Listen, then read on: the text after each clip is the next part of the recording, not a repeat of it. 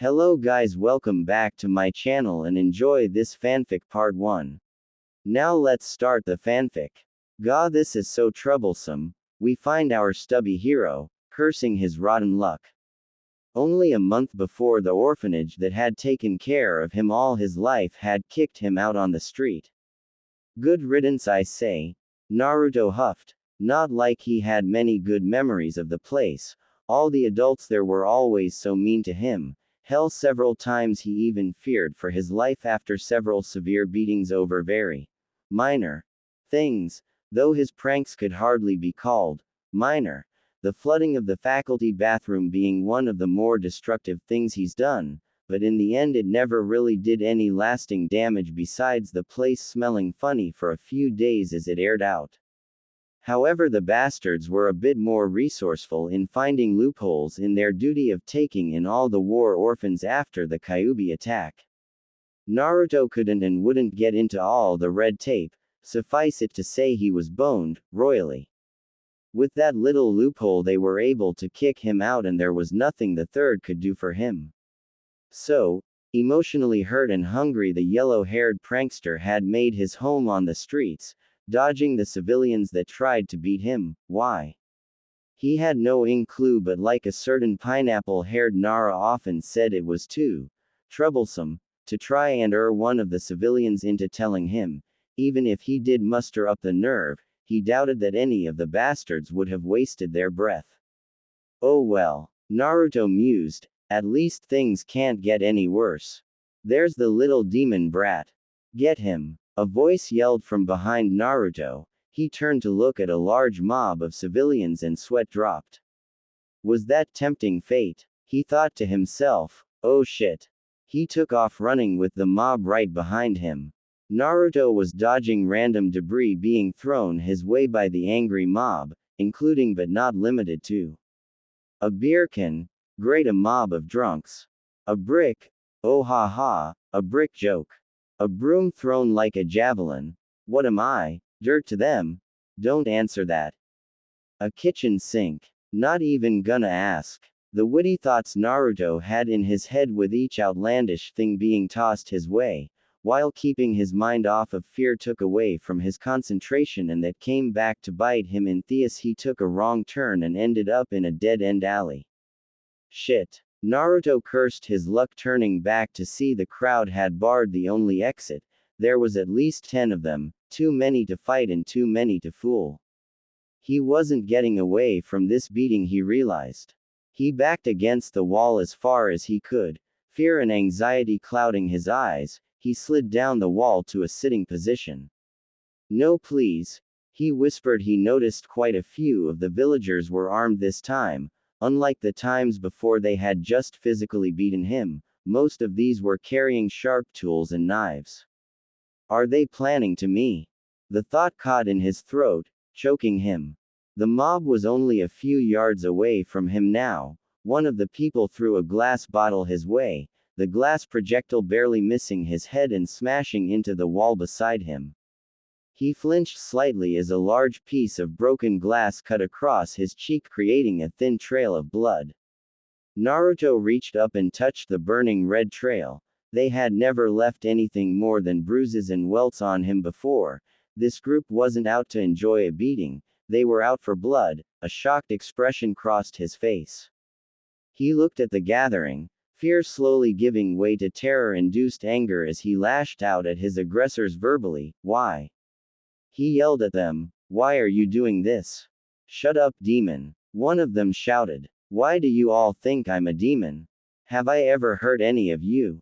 The boy cried. A few of the villagers looked at each other uncertain. His words rang with truth. The boy himself had never personally done anything to them, but the majority of the crowd just yelled back at him. You are a demon, boy. You cannot fool us with your petty trickery.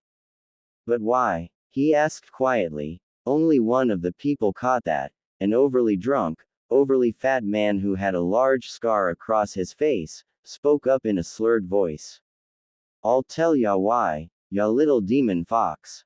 The man hiccuped lightly, drawing away from his angry appearance for a moment before a deep glare filled his face. How old are you, boy? Naruto's face scrunched in confusion. I'm 7, why? The mon's face grew dark, a menacing grin twitched across his face. He, and your birthday. October 10th. He answered slowly, his mind racing about what this could mean. Would he finally learn why he was hated? But the real question was, would he want to know?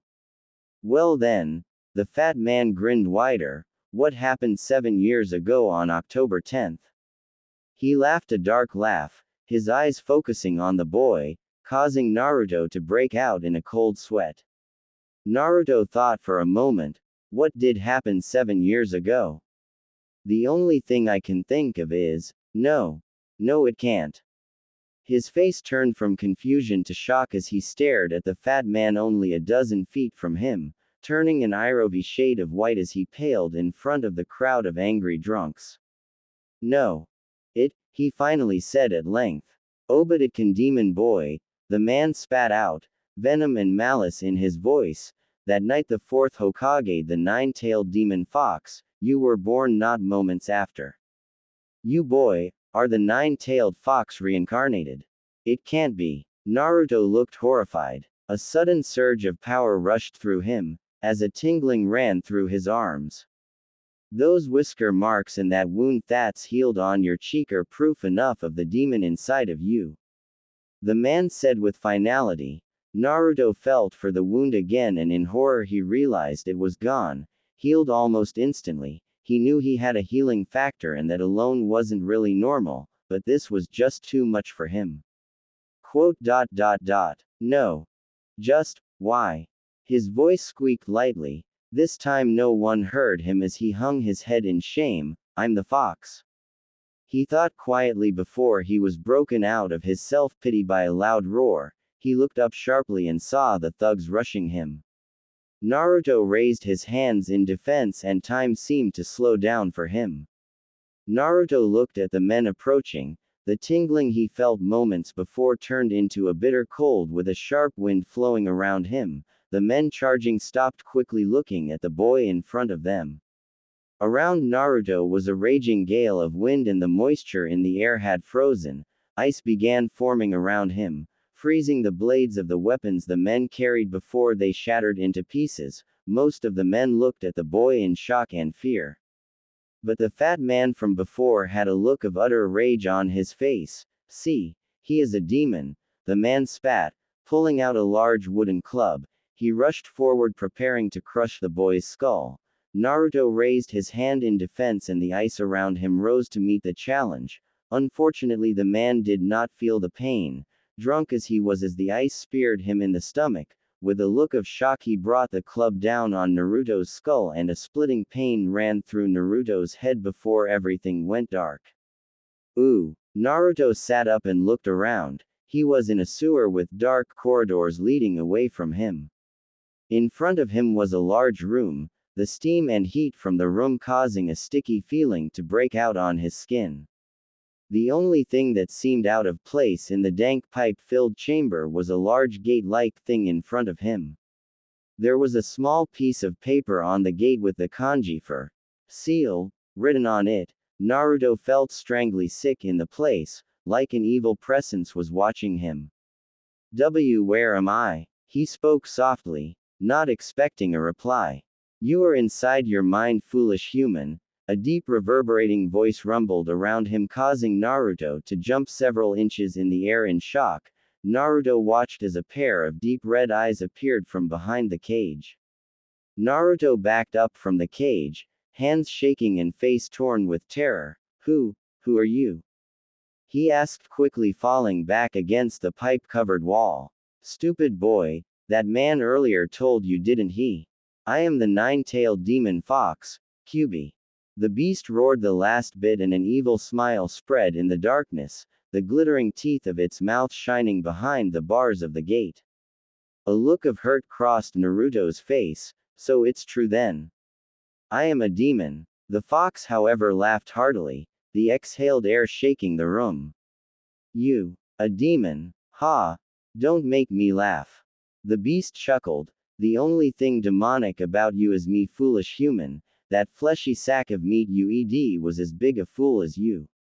You are no demon, you're not worthy of that title human. The fox grinned again. Then what am I? The blonde asked, fearful of what the beast would tell him. Well, seeing as you're asking nicely, the creature mused, and I like that look of fear in your eyes, I'll tell you. 7 years ago, when I attacked this village, your father the fourth Hokage. The fox started, but Naruto interrupted it in shock. The fourth Hokage was my dad. Naruto's breath caught in his throat. Old man third had told him he was an orphan. If that was a lie, why didn't the third tell him? Before he could ask the beast more, he was pulled from his thoughts. Yes, stupid mortal, interrupt me again and I'll rend you soul to pieces. The threat was an idle one, seeing as the seal would keep it froming the boy, but Naruto didn't know that, now did he? As I was saying, the fourth fought me outside your village, and in one of the most insulting things any human has ever done to me, he summoned the Shinigami and sealed my soul and powers into you, boy, his son. The fox's face screwed up in a frown. He then sealed my body and the source of half my might into him, and the Shinigami ate my body and his soul, to forever be trapped in his gullet. The fox growled deeply at the spawn of its most hated enemy. To answer your earlier question, you, boy, are the bearer of a demon. In the words of your weak language, you are known as a Jinchuriki, a human sacrifice meant to hold back the powers of a demon, and as much as I loathe the fact, you are also the only thing keeping me alive. This seal here binds us together. If you die, I die. It's as simple as that. Naruto was silent a moment. He finally looked up at the evil presence that now had a shape and name. So what now? What do I do now that I know all this? He was at a loss, even asking the demon itself what he should do. No boy should feel that lost in his existence. The fox, however, answered predictably. Why not release me, boy? The fox grinned. Remove the seal and let me free to the villagers that have wronged you for so long. Naruto thought for a moment before shaking his head. But I don't want them to die, and even if I did, I don't want you to attack the people I care about, and since you're a demon I can't trust your word that you want them. The fox let loose a laugh louder than all the rest. Ha ha ha ha ha ha. Maybe you aren't so foolish after all, puny human. Yes, I admit it all. I would crush the bones of all your loved ones, out the marrow and blood from their bodies, and leave you a twisted lump of flesh to grovel at my feet. That and all of the above. The fox licked its lips hungrily before letting that evil smile cross its face again. An angry look crossed Naruto's face. The way he blatantly said he'd destroy everything he held dear was infuriating. You bastard, the villagers were right. You are a demon. I hope you rot in this cell for the rest of my life, you bastard.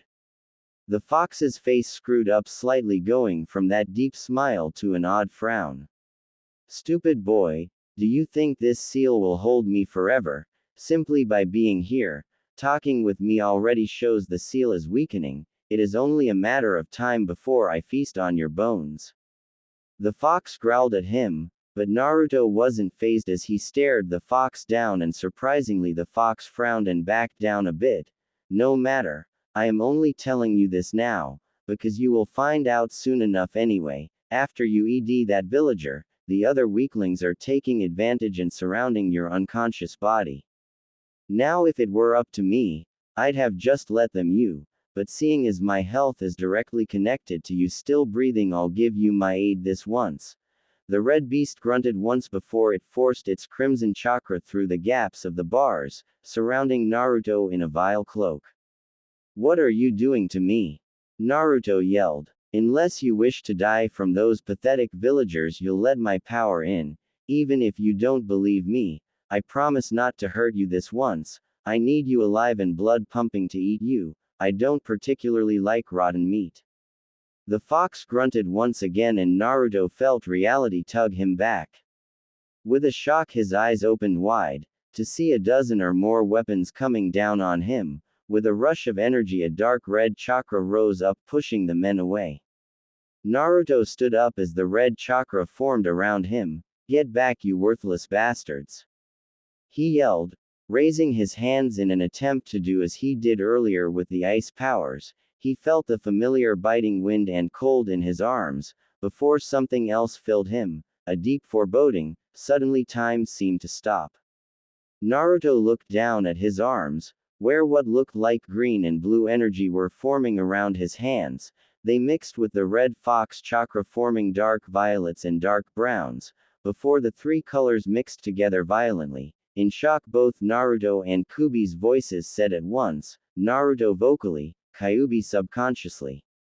What? Before all sound disappeared in a flash of white light. Forest of Death. An hour later. Naruto awoke, yet again, in a place he didn't recognize.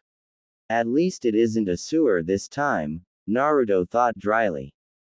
He was laying in a meter-deep crater where it appeared as though he had hit rather hard. He looked down at his tattered clothing, held together by the seams. Well, there goes my wardrobe, he chuckled absently, shaking on his feet. Whatever the hell had happened had drained him badly of chakra. Naruto looked around. He appeared to be in a forest of some kind. The trees above him were busted, showing he had crashed through from above. Apparently whatever that light had been, it had launched him far into the air. Then how am I alive? He wondered for a moment before he palmed his face. Fox chakra. Duh, one of the few times from this point on he would admit the fox being sealed inside him was a good thing. Okay, I'm not dead and I'm not hurt, now where the hell am I? Naruto mused, looking around the dense forest again. The meager light coming from the setting sun didn't give him much hope of finding his way, and it would be dark soon, so he'd be even more screwed. His hopes for shelter were put on hold as a voice rang out answering his earlier question. You, my dear dumbass, are in my home sweet home, the forest of death. The voice seemed to be coming from all around him. To his surprise, it sounded like a woman. Lovely name, let me guess. It's a forest and it's filled with death. Naruto replied sarcastically. Not missing a beat, the voice replied, how did you know? Maybe you aren't such a dumbass after all. The sarcasm was evident in her voice. Sure enough, a woman appeared in front of him, leaning against a nearby tree. She had light purple hair done up in a fan style, while her pale brown eyes added a nice contrast to the spiky bangs covering her face. Her clothing was some of the ninja gear he had ever seen. What was visible beneath the tan trench coat she wore was a skin-tight mesh bodysuit that was cut off on the legs and arms halfway out. On top of that, she had a very short dark brown miniskirt that left little to the imagination. There was also a fang necklace on her neck, but other than that was just standard ninja gear on her legs and waist. So dumbass, what's a brat like you doing out here in my neck of the woods? Where exactly is here? Are we still in Konoha? Yep, Gaki, this is one of our training grounds, number 44 to be exact, the Forest of Death. Her attitude was bubbly to say the least. It definitely fit her wardrobe. So I ask you again. Suddenly Naruto was suspended upside down in the air by his legs. He looked up and saw a large snake coiled around the limbs. What are you doing here? She finished with a glare. The blonde gulped noticeably at the large python constricting his legs. I don't know honestly. First I'm getting chased down by some people. Next I'm cornered and attacked. Then some weird blue and green chakra surrounds me and some crazy ice forms. Then some red chakra mixes with that and then everything went white and here I am. Naruto blurted roughly, though his explanation tactfully leaving out his knowledge of the fox. He didn't know the woman. She was clearly a Konoha nin judging by her headband, but he still didn't trust anyone but maybe old man Hokage with the truth of his meeting with the fox. Anko looked at the boy, his appearance showing her more skin than necessary with all the rips in his clothing and the several burns on the cloth. It was possible that the fox's chakra had taken over the boy and had caused the explosion, but what concerned Anko most was those other two chakra the boy spoke of. Damn, this isn't good. If what he says is true, those people who cornered him are probably dead. Not like they deserve any sympathy for attacking a child, but damn, this kid is out of luck if the council gets a hold of him. Better take him to Sarutobi, he'll know what to do. Anko walked over to him. We're going to meet the Hokage Gaki, try to cover yourself a bit, won'tcha? She gave him a dirty little grin that made Naruto blush a little, before the both of them disappeared in a shushin. Ooh. In the office of Sarutobi Hiruzen aka the Sandaime Hokage, the old man was working on a stack of papers, his old age keeping him here late into the night with his duties to the village and its people. It was at this time that a swirl of leaves signaled a shushin into the third's office. He looked up quickly to see Anko. Behind her was Naruto hanging by his legs from one of Anko's snake familiars. He relaxed visibly when he realized who it was and leaned back into his chair. What can I do for you, Anko? And why do you have Naruto tied up like that? Well, sir. She glanced meaningfully at Naruto. This has something to do with that explosion earlier, doesn't it? Anko nodded and the third sighed. I'm assuming it was Naruto, right? The third shot Naruto a serious look. Naruto gulped. Yes, sir, but I think it had to do with that, sir. Anko explained. The third's face became solemn as he pondered what to do next. What he wasn't prepared for was Naruto somehow slipping out of Anko's grasp and confronting him.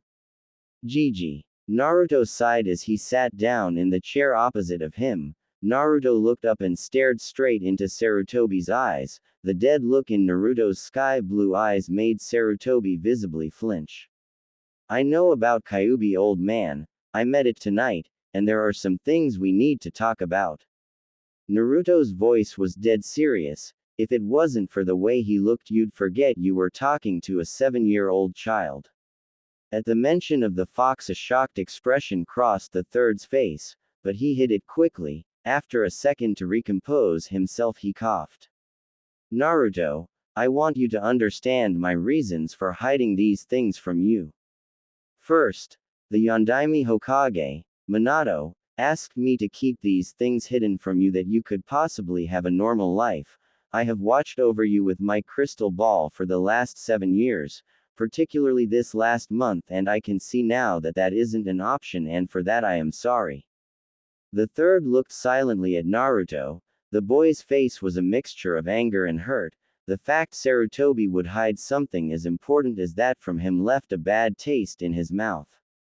Second, the third spoke up. Minato also asked me to tell you these things when you turned 16 or became a chunin, so that you'd be able to handle the stress those in your position have to handle daily. This too has become a moot point, seeing as you already know, and from that look in your eyes I can also see you are not taking it very well. Quote. The third took off his hat and placed it on the table. Did the fox say anything else? I know who Dad is. The third sighed sadly. Then this becomes a bit easier to explain. At the very least I would have told you who he was anyway after I explained things better. The third trailed off for a few moments before he began again. Tell me, Naruto, what would you have done in the Yandaime's position if you were forced to make the choices he made? Naruto looked at him strangely. Let me put that another way. Would you have put the burden that you now carry on the shoulders of someone else? Would you force that fate on someone else's child when you yourself were not willing to make that sacrifice? Naruto's face went pale as he thought about that. Would he have done that, really? Sarutobi continued. That, Naruto, is what we Hokage must do. We make the hard choices. We send ninja out every day to their deaths, and when the time comes we ourselves must face down the biggest threats to the village. Even at the cost of our lives. Do you understand? Naruto thought for a long time on the third words, letting several minutes pass by. He answered honestly, yeah, old man, I understand and know I would have taken the fox to my grave if I had to, but I still don't like it. I hate this, what I really am. Then you understand more than I had hoped what my position is on this situation. You don't have to like it, but it's the situation I was forced into to ensure that the village didn't tear itself apart over this. Most civilians don't know the fox was sealed within you, they just assume that since you were the only child born that day along with the whiskers on your face that you are the fox reincarnated in human form. It didn't help much that you were in my office when the council convened that night after the fox's defeat. The council assumed you were the monster sealed in human form, or at the very least what most of the more intelligent ninja already knew, that you were a Jinchuriki. Many of them called for your immediate death, but I did all I could to halt their intentions. Sadly, the only thing I could do was put you in the orphanage and pass a law that made it illegal to speak of the fox to any of the newer generation, and for 7 years that law has held people's hatred for you down under pain of death. But know this, Naruto, I'm not a god, I can't devote all my time to watching you, and that mistake has led us to this. The third sighed and grabbed a single sheet of paper. Out of the 10 people that confronted you, none of them lived, they were torn apart by whatever it was that you did. I don't hold it against you, in fact there is really nothing that can be done to you since you acted in self-defense, but know now that your life is going to be much harder. Already there are rumors of your involvement and the council will probably try to do everything in their power to limit, hinder or otherwise try and outright you to end the threat they feel you pose. Naruto looked crestfallen. Seeing how hard his life had been now, it would only get worse. He couldn't take it anymore, as hot tears fell down his cheeks, and soft whimpers echoed around the room. Anko was looking at the boy sadly, feeling a very similar pain that he was feeling. He's in the same boat as me, she thought quietly. Ever since that bastard Orochimaru had abandoned her, she had been ostracized by the village, only keeping her position and pedigree by hard work and menial labor since Orochimaru left the village, and she could only see herself in Naruto. Sir, if I may. She asked at length. Go ahead. He waved for her to speak. Naruto looked up at her, 2 long streams of tears staining his cheeks. If things are going to get harder for Naruto, then he needs someone to take care of him, someone willing and able, sir. Naruto just stared, but the third sighed his agreement. You are right, Anko, but who here would take care of the boy? The council will ruin the reputation of anyone trying to help the boy, and none of the other ninja besides Kakashi would take the boy in. And I for one don't think Kakashi would be the best choice to take care of a child. The third trailed off, leaving the idea hanging. Anko snorted at that thought. Kakashi was good guy, but the man read so much porn and was tardy for every meeting he was ever called to. He'd be nothing but a bad influence on the boy. Not that her idea was much better, but seeing the same look in the boy's eye that stared back at her every morning in the mirror just hit too close to home for her. What about me, sir? Anko asked timidly. Naruto's head spun around so fast you'd think his neck snapped. He stared at her wide-eyed, breath caught in his throat.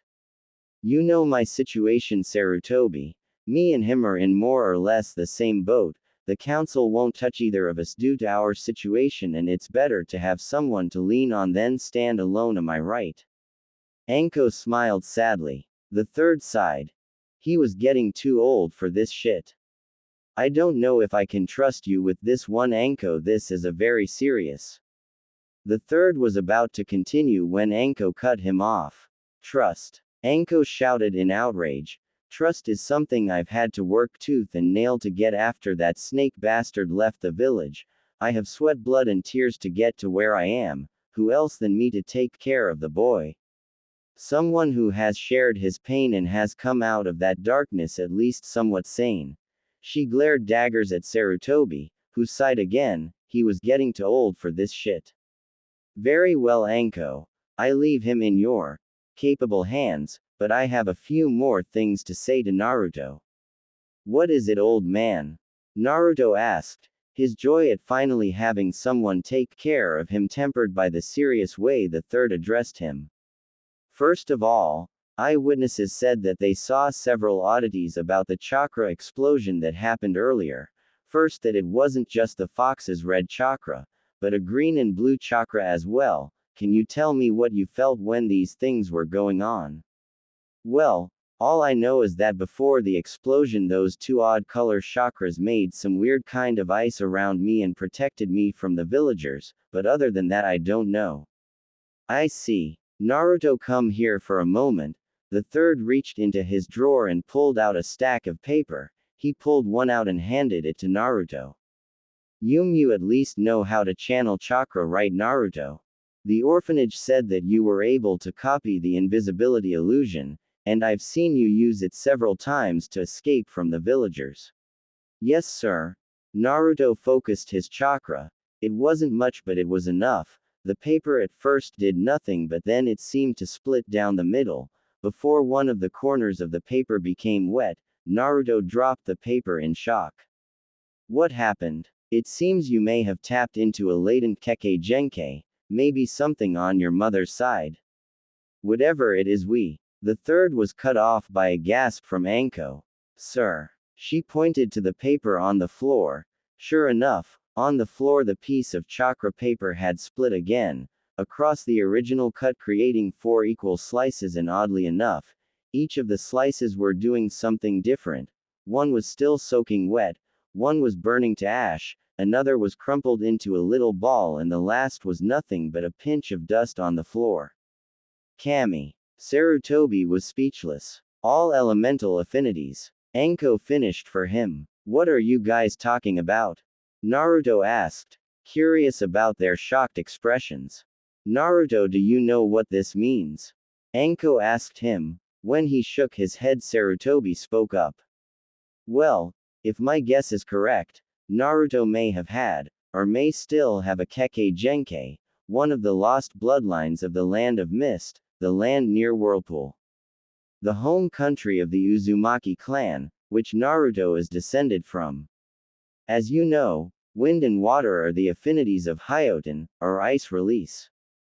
What most people don't know is that the tailed beasts all have chakra affinities as well. For instance, Kyuubi's affinity is fire. An extremely strong fire affinity. What I'm guessing here, and this is strictly guessing, is that when you subconsciously used the Hyoten bloodline, it mixed in all the wrong ways with the fire-aligned Fox's chakra, causing a massive feedback into your chakra system. Namely, the mixing of the fire and water affinities caused an imbalance, and the wind chakra tossed fuel onto the flames, so to speak, creating even more havoc in the boy's systems. But what I don't understand is why he now has 5 elemental affinities, but I'm guessing it has something to do with the feedback. The rest of the third's words were cut off as Naruto felt himself being pulled inside himself. It was an odd feeling that left him in that familiar sewer that was apparently his mindscape. Naruto's sweat dropped. I seriously need to figure out a way to clear out my head. Honestly, if this is how a normal person's mind looks like, I'd hate to see the inside of a perv's head. That's not how a mindscape works, monkey. The very irritated voice of the fox echoed around him. A mindscape is based on a person's personality and experiences through life. Seeing how bad you've been abused, your life has pretty much been in the shitter, your mind apparently took that literally. Quote. I really didn't want to hear that coming from you. The 2 flaming orbs of the fox stared blankly at him as his eyebrow twitched in irritation. The fox leaned back a little, relaxing as much as it seemed possible in that relatively small cage. Deal with it, human. We have more serious things to discuss. I know you're talking about how you apparently obtained an affinity to all 5 elements, and I personally want to put my 2 cents into this conversation. Sarcasm filled the blonde's voice. And how exactly are you going to do that, fuzzball? If you haven't noticed, you're locked up in here and there's no way in hell I'm releasing the seal. He puffed up in front of the great demon, pointing an accusing finger at the beast. The Kyuubi sweat dropped. Well, as much as I loathe to admit it, you were right for once. However, I have an idea. It's not the preferred one, seeing as I'd rather be released to cause mayhem and torment as is my namesake, but you continue to be difficult. Well, sorry if I actually care for things other than myself. He glared at the fox, not budging an inch despite the fact the creature was 100 times his size. Sigh. I remember now why I don't try to reason and just eat you monkeys, you always give me a migraine. The fox rubbed the bridge of its nose with its claws, which to Naruto looked rather hilarious, and he tried hard not to laugh, and was failing miserably. Shut it, human. I'm willing to help you here to further my goals. Be glad I'm even lending you my aid. If events had been any different, I'd have left you to squirm without knowing anything, but seeing as you now have something this troublesome running through you, you need to be informed in case you accidentally yourself and me along with you. The fox grumbled a few times angrily. What do you mean? Naruto stuttered a little, his eyes shifted to concern in anticipation of what the fox would say. You can preform hand signs, correct? Naruto nodded. Good, I'm going to teach you a jutsu known as shadow clones. This is one part of what you need for me to help, and don't worry about the outside world. Time flows differently here. Minutes outside can last hours in here, so you should have plenty of time to learn. Naruto nodded again, looking at the Kyuubi's hands. Claws, and noticed they were in a seal. See this seal here? Naruto nodded again. Now this isn't a very difficult jutsu. The only reason I know this particular jutsu is because it only requires one hand sign, and those bastard leaf shinobi used the thing countless times on me when I was destroying your villages. Hee, good times. The fox chuckled darkly, and Naruto turned a beet red at the beast's nonchalant attitude at murdering the people who would one day be his subjects. If he had a way to get the cage hat, well boy, start practicing. Contrary to popular belief, I don't have an eternity to wait. The fox broke him out of his thoughts and showed the boy the seal again. Put as much chakra into the jutsu as you can. We're going for replication, not fine-tuning. So anything above 5 clones should be sufficient control for what I'm planning. Once you have that down, I'll show you the next step. Ooh. Naruto blinked once, coming back to reality to find the third still talking. Yo, old man. The third stopped for a moment to look at Naruto curiously. I don't really know how to say this, but, well. Kyuubi wants to talk to you. The third stared blankly at Naruto for a moment before shouting. What? The third's eyes widened considerably, his mouth hanging open a little in disbelief. Yeah, 1 second. The blonde sweat dropped and put his hand into a familiar seal with a slight twist as his hands flipped through 3 more seals after that. Hidden art. Kyuubi Kage Bunshin no Jutsu. With a small flash of red chakra, the room was filled with a puff of smoke. When the smoke cleared, the 3 looked around the room expectantly, the 2 adults in a bit of fear at what the fox might have made Naruto do.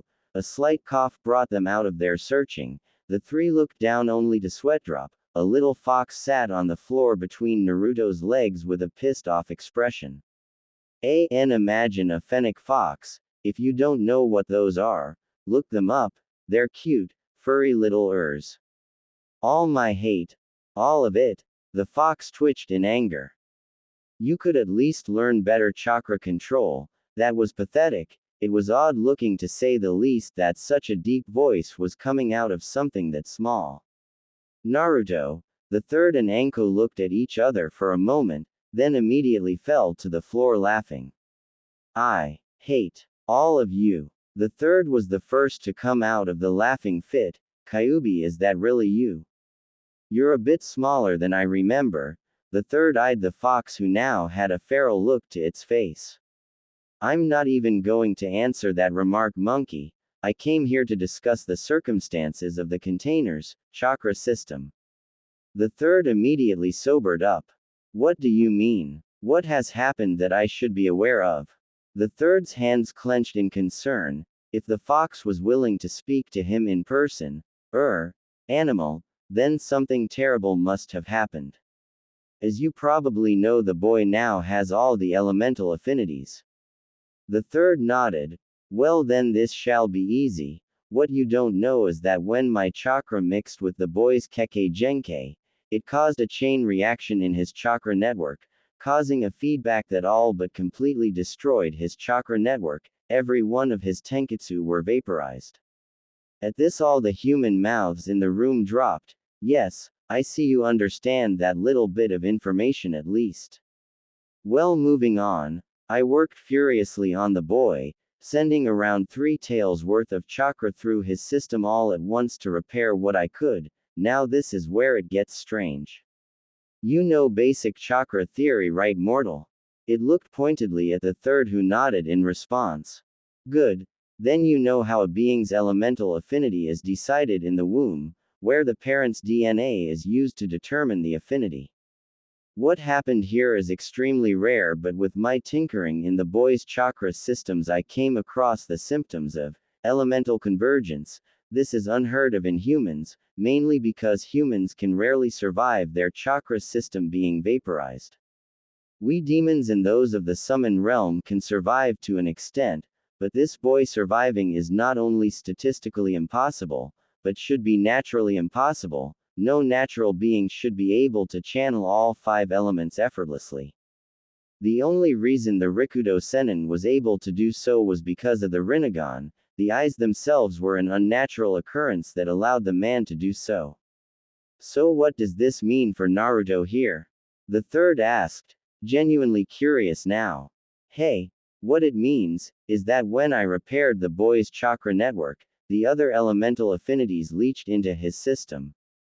As I said before, a child's elemental affinity is decided in the womb, but unlike other sources of DNA, like the facial features of the parents and body types, the chakra network isn't set in stone. You can naturally change your elements to an extent with training. You can't effectively use all elements, but you could easily learn a few jutsu from affinities that you aren't aligned to. But when you completely destroy a portion of the chakra network and it is repaired, the elemental affinity that is present isn't there anymore. In effect, you have an elemental neutrality. This draws in any elements around it, and unfortunately for the boy, he landed in the forest of death, where the elements have gone haywire for generations. Wait, what do you mean by that? Anko interrupted. I've lived there all my life. Nothing really seems out of the ordinary there. The fox sweat dropped. Do you honestly think the flora and fauna there are natural? Everything in that place is either highly toxic or abnormally large. Even in the ninja world, that place isn't normal. Anko made a slight face. To be precise, it is a chaotic zone. There are several of these places in the world that cause things like that to happen. Sometimes whole nations are subject to a chaotic zone, such as Demon Country, or small pockets like the Forest of Death. The fox took a moment to collect itself. In short, a chaotic zone is where the natural energies of the world are twisted and concentrated. That means all 5 elements highly concentrated in one place, and that's what leads us to the boy here.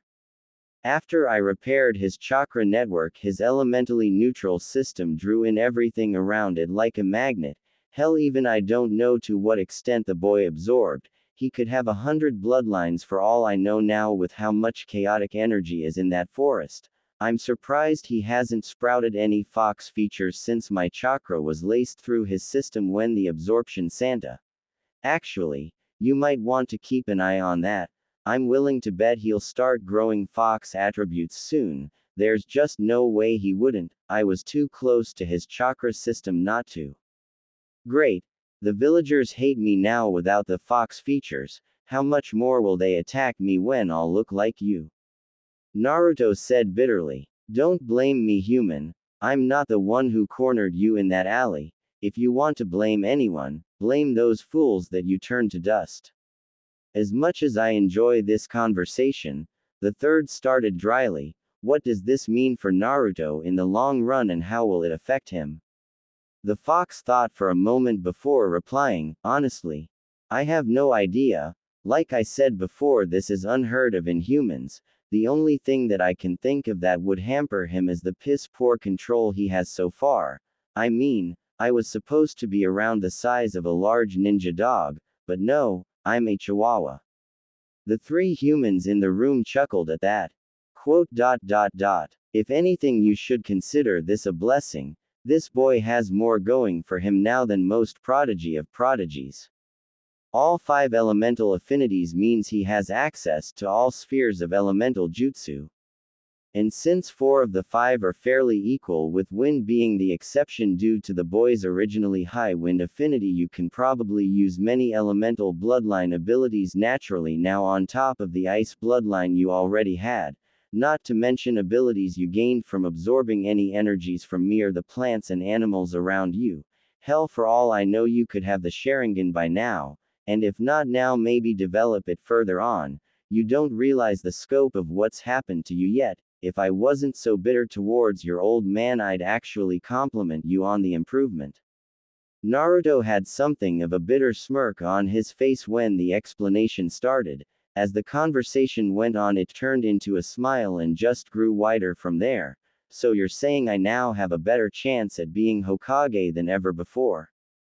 PFF'd Hokage. The fox chuckled. If you aren't careful, you could be the next Rikudo Sennin for all I know. Naruto's grin took up his whole face. Hell yeah. He hopped out of the chair he was sitting in and did a little happy dance, pumping his fists in the air. Sarutobi took out his pipe and lit it. I find it hard to believe that there are no side effects to this happening to the boy. Are you sure that there isn't any adverse side effects other than the fox parts and possible new bloodlines? Something that might hurt the boy at any point? The fox glared at the old man with an irritated look on its face. Human, I've said this before already. I don't know. This rarely happens even for demons, and it has never happened for humans as far back as I can remember. And I've lived longer than 100 of your lifetimes. Hell, the odds of this happening ever is statistically 0. Or at least it should be. I mean, the things that would have to happen to even survive something like this are insane. First, a person would have to have a healing factor. With my chakra, that's a given, but most humans in the world don't have that. Second, said human would have to have a bloodline, an elemental bloodline in particular, in this case, the boy's Hyoten bloodline. Third, you would need a foreign chakra that is the direct positive and negative reacting element to the 2 elements in the bloodline, in my case fire opposing the water and wind element. And finally, you would need a chaotic zone close by when the feedback happened. All of this together is possible to do, but even then the odds of the person actually surviving the event are again near 0, so you see I have no clue what will happen to the boy. Hell, he could turn into a demon and sprout random animal parts and elements out of his body for all I know. Naruto looked about ready to pass out at this information, but before the sweet embrace of unconsciousness could take him, the fox interrupted his freak out. But in this case I can say that this is unlikely. For the most part, the only time anything of that nature happens is due to the fact that demons and summons are physically, mentally, and in some cases spiritually different from humans, and that's only in the worst cases that has happened to someone. In your case, human, your body is much different than a demon or summons. Your body is more rigid in its physical nature, unlike us. On top of that, you have my demonic chakra on damage control. I can, to an extent, control what happens in your body through my chakra, and considering both those things, I can safely say you won't turn into a monster or anything of that nature. Naruto sighed in relief at this. So I just wait and see what happens then. Basically yes. Other than that, maybe try and work on all your elemental affinities and see what you can do with them all now. If you have the capability of multiple elemental bloodlines, then it's possible to unlock a few of these and other more physical bloodlines you may have absorbed early to help you later in life. The third listened to all of this, quietly weighing his options in the matter. On the one hand, the boy's life was turned on its head. The civilians would soon be out for blood. If he was to have any sense of normality, he needed an out. Anko was a good start. The woman shared the boy's lot in life, unable to do anything about their situation and ostracized for things outside of their control, but the third knew that wouldn't stop the majority of the civilian council from calling for his blood, and since the boy wasn't a ninja, he couldn't protect the boy from them either.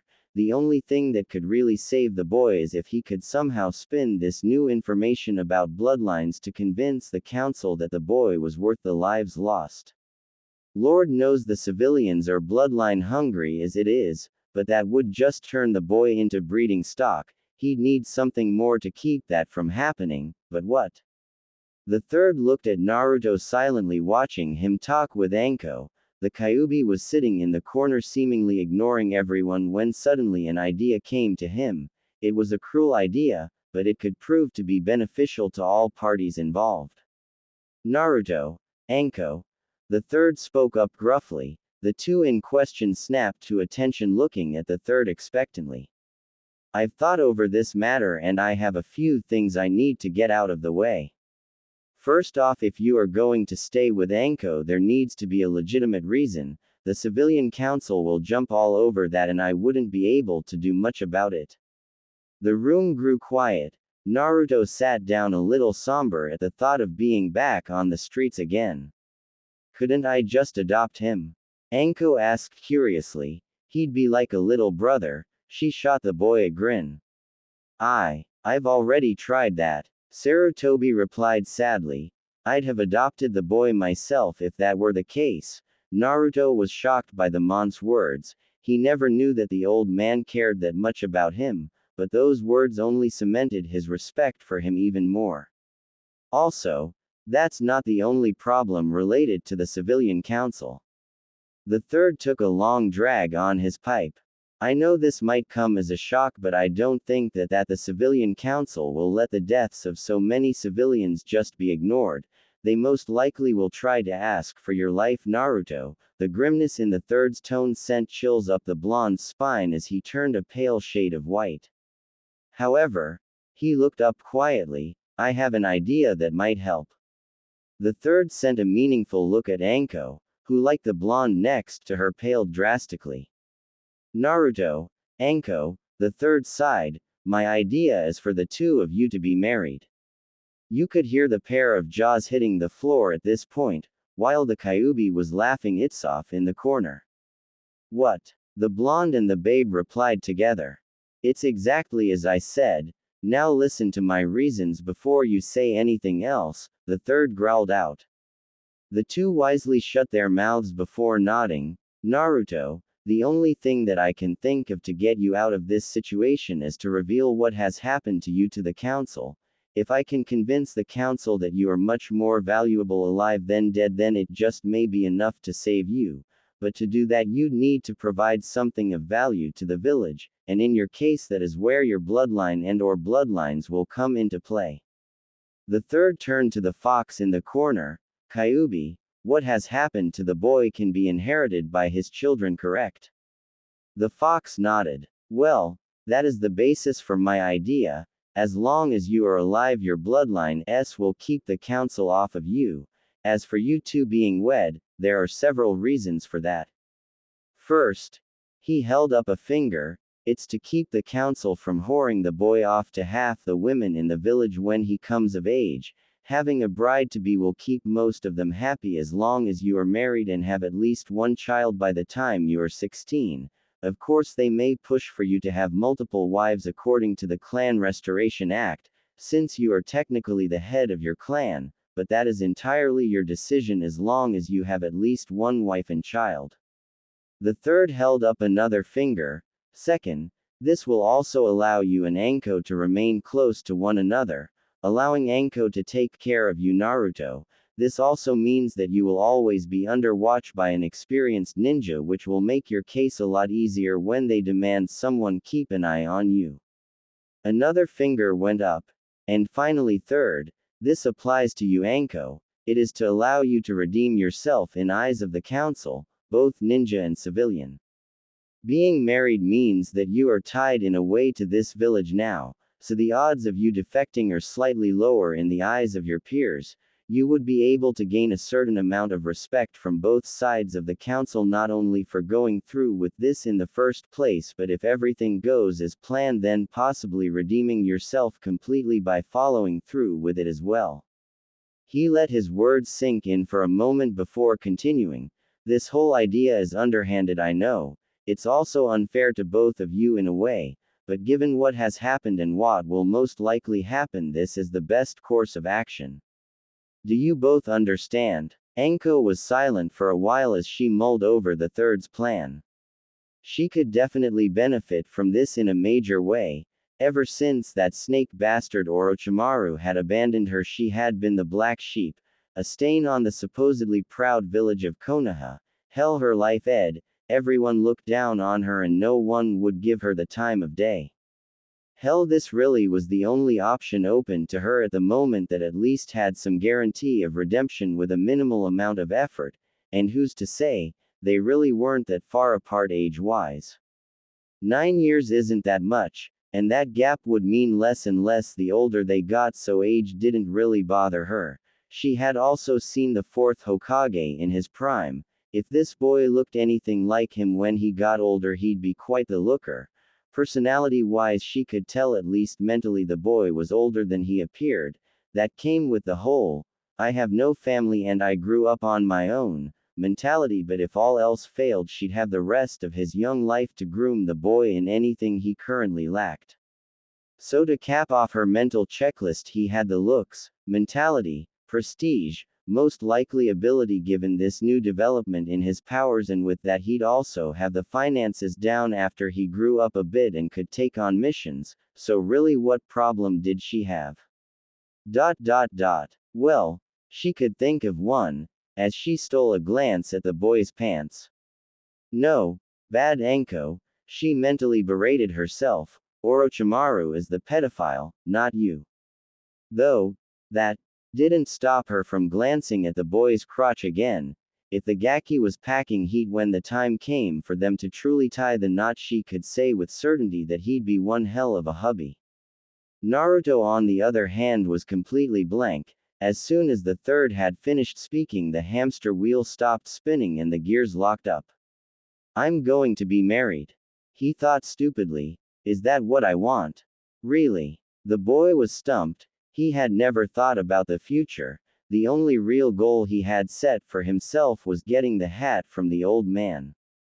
Becoming Hokage really was his only dream, but what about a family? A wife? Those thoughts running through the boy's head were confusing him to no end. Hell, a 7-year-old wasn't meant to think about his future in that way. Give him another 8 to 10 years and maybe he'd be ready for that responsibility. But no, he had to make the choice now. He knew that the third wouldn't force this on him. It was his choice after all, but given the way things were, it really was the only choice. The third watched the two mentally go through all of what he had said and weigh their options. It was kind of cute how Naruto had such a serious expression on his face. Given his age, he couldn't hold a serious face without looking completely ridiculous and adorable at the same time, but the third knew the boy was genuinely thinking things through. Just like his father, so considerate of others. It made the old man proud that Naruto had turned out so much like his father, though he did have a bit too much of his mother in him for his own good, and the safety and sanity of the village for that matter. He turned to Anko, who had a more interesting expression, somewhere between apprehension and resigned acceptance. Well, at least she's considering it, he thought.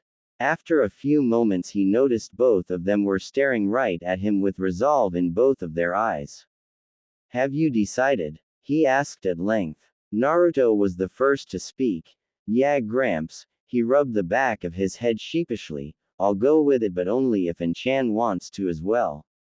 Anko's eyebrow and mouth twitched at the pet name as she dropped her head. Yeah, she sighed. I gotta say that this is one of the better things that's happened to me in my life. If what you say is true and I can actually get some recognition in my own damn village, then yeah, I'll go along with this. Good. That makes things infinitely easier. The third sighed.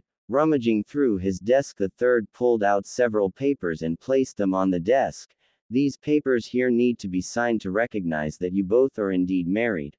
Once signed, you will need a ring made to seal the deal. Actually, hold on a moment. The third dug deeper through his desk and pulled out a small shiny metal band with a little diamond in the center. Anko frowned at the ring. Why the hell do you have one of those in your desk? The third sweat dropped. Well, I'm one of the few people in the village who does marriage services, aside from the fire monks and a few others in the village, though people tend to come to me when they need to keep an engagement or marriage secret. Also, the amount of people who elope in this village is just silly. I get a couple in here once every other month or so, so I tend to keep at least a few of these things lying around just in case. The couple to be stared blankly as the old man as he placed the band on the table next to the papers. Well, Naruto, will you do the honors? The third nodded towards the ring and gave the boy a pointed look. Naruto nodded dumbly as he grabbed the ring. Gulping hard, the boy climbed up into the chair to be level with Anko. The boy gulped once before kneeling on one knee. Anko raised an eyebrow at this. If it wasn't for the fact that the person kneeling in front of her was a 7-year-old, she'd have been flattered. As it stood, though, she was trying hard not to giggle at the ridiculous sight. Naruto gulped hard and tried asking the question, Anko Chan, the boy stuttered, Will you marry me? The boy had seen people do this before, but doing it himself was an entirely different story. He felt weird doing it, uncomfortable even, like people were staring, though it was probably just Anko who looked to be on the verge of falling on her from laughter. Anko looked at her future husband and chuckled mentally. The brat's got guts, I'll give him that. She reached out her left hand. Sure, brat, I'll marry you, but when the time comes I hope you can handle me. She winked at him with a devious little smirk. Naruto nodded solemnly. I will, Anko-chan. I'll take responsibility and take care of you when we get married. The boy didn't realize exactly what he had just said, or maybe he did and the adults in the room just took it the wrong way. Yeah, that. Anko couldn't take it anymore and fell to the floor laughing. The third had a perverted grin and a small trail of blood coming from his nose. Kyuubi? Well, he was asleep, but the wide grin on his face showed he was well aware of what his idiot container had just said. It wasn't that funny, he huffed. Yeah, it was gacky. Anko cackled from the floor, still laughing hard. Naruto frowned. He didn't like being laughed at like that. I'll show her, he thought mischievously. A small devious grin spread across his face as the prankster in him welled up. Walking over to Anko, he slipped the ring on her finger and in a bold move that shocked even Kyuubi of all things he leaned down and kissed Anko on the lips. The third choked on his pipe. Kyuubi's ears shot up and his eyes flew open. Anko, well, she was frozen. That cheeky bastard, she thought in shock. With that devious smirk still on his lips, he chuckled. Thank you, Anko-chan, I'll take good care of you when we're married. Apparently Naruto wasn't as dumb as he looked. Anko and the third both turned bright red at the way the boy said, good, and Kyuubi burst out laughing in the corner.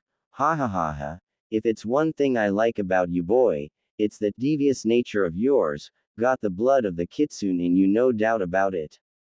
Naruto walked smugly back to his chair as he waited for the other humans in the room to compose themselves after that little stunt of his. Oi, you little brat. The snake mistress fumed as she got up off the floor and approached the boy with a menacing gleam in her eyes, cracking her knuckles loudly. The third turned away from the beating that was about to ensue, and judging from the sounds coming from behind him, he was wise to do so. The third turned back to see Naruto with a large anime-style whelp on his head with a black eye to match. Ahem, now that you've both kissed and made up, he chuckled when the two yelled at him for that cheeky remark. It's down to business, sign the forms here and make this marriage official. The third handed them a pen. Anko signed it first. She gave the pen to Naruto, who looked at the paper warily. Is there something wrong, Naruto? The third asked, concerned at what was stopping the boy. Well, yes, I can't write. The adults and Fox in the room face vaulted. The third picked himself up off the floor. What do you mean you can't write? Didn't the caretakers in the orphanage teach you? He raised one eyebrow when the boy looked down, ashamed. No. They didn't. They really didn't teach me anything. I had to teach myself. At this both eyebrows rose. The boy had taught himself everything he knew. That alone filled the old man with anger. He would have a long talk with the orphanage staff after this was all over and done with, and by talk he meant torture and interrogation. Naruto, just sign with an X and stamp your thumbprint in blood. That will be more than enough written proof. Naruto nodded, used the pen to cross an X next to Anko's name, then used a kunai letter opener to slice his thumb open. He dipped the other thumb in the small pool of blood just enough to coat and pushed it onto the paper, leaving a thumbprint slightly smudged but clear enough to show a majority of the boy's fingerprint. The third looked over the paper for a moment before signing it himself as a witness. Well then, by the power vested in me by the Fire Daimyo, the head monk of the Fire Temple and the good people of Konoha, I now pronounce you husband and wife. You may kiss the bride. He motioned his hand suggestively with a grin on his face. Anko looked at Naruto, who looked back at her. Well, he's already kissed me once. She rolled her eyes and leaned towards him. Naruto pulled himself together and leaned in as well. For a moment their lips met. Surprisingly, it was a rather long kiss. Naruto broke the kiss. Pulling back, you could see he had a slight blush on his face. Anko was in a similar state. He's actually a good kisser. She giggled to herself. I can't wait to see what he's like when he's older. Well then, the third coughed, a similar blush on his face and a tissue in his nose. I think it's time we break the news to the council. I'll call an emergency meeting now. You two wait here and get to know each other while I take care of things. The third stood up before walking out to his secretary. Tonight's going to be a long night. After an hour of waiting in the third's office, the third walked back inside to talk to the newly married couple, only to find them both sound asleep. Anko leaning back in the chair Naruto had been sitting in, with Naruto comfortably curled up like a fox in her lap. Naruto, Anko. The third spoke up, waking the two from their nap. Naruto fell off Anko with a curse, hitting the floor with a thump when she jumped out of her seat. Anko looked around quickly for a moment before she smiled sheepishly when she noticed the third looking at her with an eyebrow raised. Perhaps I don't have to worry too much about them rubbing off on each other after all. The third chuckled to himself, amused at the pair's almost immediate bonding. If it was one thing that brought people together, it was a shared loneliness that they could relate to. Are you all right, Naruto? The third asked the boy, who was picking up what was left of his dignity after being unceremoniously dumped on the floor. Yeah, Gigi, I'm all right. The boy turned to say something to him when the third gasped. Naruto. What? The boy jumped back, startled by the third's raised voice. Your eyes? The third pointed to a small mirror on the wall. The boy turned and nearly jumped out of his skin. His pupils were thin. His eyes were still sky blue, but his once round pupils were nothing but slits now. I told you you'd most likely start showing fox attributes. I'd keep an eye out for your tail and ears next, Kyuubi spoke up from the corner. I didn't think it would start happening right now, the boy groaned. His transformation was already starting, and it could only cause him more grief once the council saw him. Come on, Naruto, Anko, we can worry about Naruto's fox parts later. The council is waiting for us. The third led the pair to the council room. Once there, he opened the door and motioned for the two to enter. It's good to see you all are here, council members, the third greeted them all. Get to the point, Sarutobi. A middle-aged merchant spoke up. We all know this has to do with the little brat over there, so what is it? Now Kurokara-san, I think there's a lot more to this than that. The voice belonged to an elderly man who ran the local cloth shops around Konoha. He was also one of the more level-headed of the civilian council. Kurokara glared at the old man for a moment before sighing. Go ahead then, Hokage. Very well. The aged Kage nodded. The fact of the matter is that this meeting is, to an extent, about the young Uzumaki over there. He motioned to the boy in the corner of the room. Roughly 3 to 4 hours ago, Naruto here was cornered by a mob of civilian villagers who, by witness accounts, tried to take the boy's life. There were several murmurs among the men and women at the table at this. I am sad to announce that those individuals are no longer among the living. There were cries of outrage at this. Did the boy them? A curious voice asked. Everyone turned to the speaker, the pale-eyed head of the Hyuga clan, Hiashi Hyuga. Yes. The third stated quickly, but before the rising voices could get louder. However, he said with a harsh tone, and the council wisely quieted, the boy had reason to defend himself in this case, and while it still stands that he has, I believe a far more interesting event has occurred from this incident, namely the means by which young Naruto heard those men. There was whispering through his room before the Hokage continued. Due to the stress the boy was placed under, he inadvertently accessed his bloodline. Voices were raised, but again the third quieted them. I am not finished. As I was saying, the boy here unlocked his bloodline, which, if any of you are wondering, is Hyoten, ice release, but that isn't all. Again, due to the stress the boy was under, it just so happens that the boy unknowingly tapped a bit of the Kyuubi's chakra. He took a moment to let that sink in. The boy is fully aware of what is inside of him as he tapped into the fox's chakra at the same time as his Hyoten bloodline was active, but for reasons currently unknown the chakra mixed in a negative way, creating a feedback which caused that explosion earlier today. What does this mean, Hokage-sama? A bored voice asked from the back. The voice belonged to the head of the Nara clan, Shikaku Nara. Well, I can't really explain without showing you. Naruto, come here a moment please. He waved the boy forward. As Naruto got closer, he noticed a few looks of shock as they noticed his slitted eyes and all but destroyed clothes, but he ignored the glares they shot him and approached the third. Here, channel chakra like you did before, as he handed Naruto another piece of chakra paper. Naruto held the paper over the council table, and like before, the paper split into 4 equal pieces, each being affected by a different element. Immediately shouting rang out. What is the meaning of this? An elderly voice asked, raising his voice to be heard over the others and yet still sounding calm and collected. Danzo, ever a pain in my. The third thought quietly before raising his voice. As you can see, gentlemen, the boy not only has an elemental affinity to wind and water, the pair of elements that make up Hyoten, but the other 3 elements as well. As for the meaning, well, that is the strange part.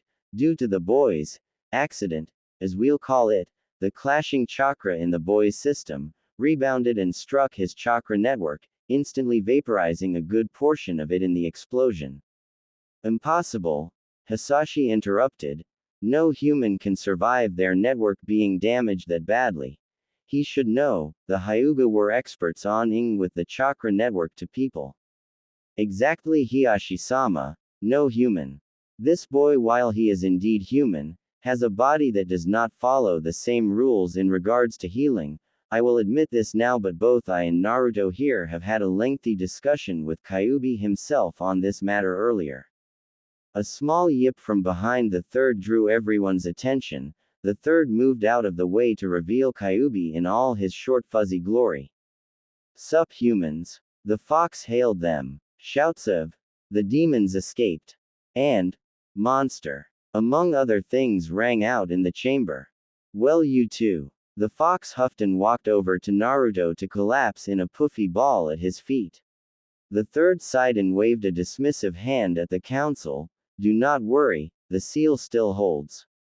That form the fox is taking is just a bunchen body that it uses to communicate. The council whispered a moment over the fox until the third coughed to get their attention again. From what the fox explained to me, what has happened to Naruto here is what's known to demon and summon kind as elemental convergence, strictly speaking the converging of elements on an elementally neutral chakra network.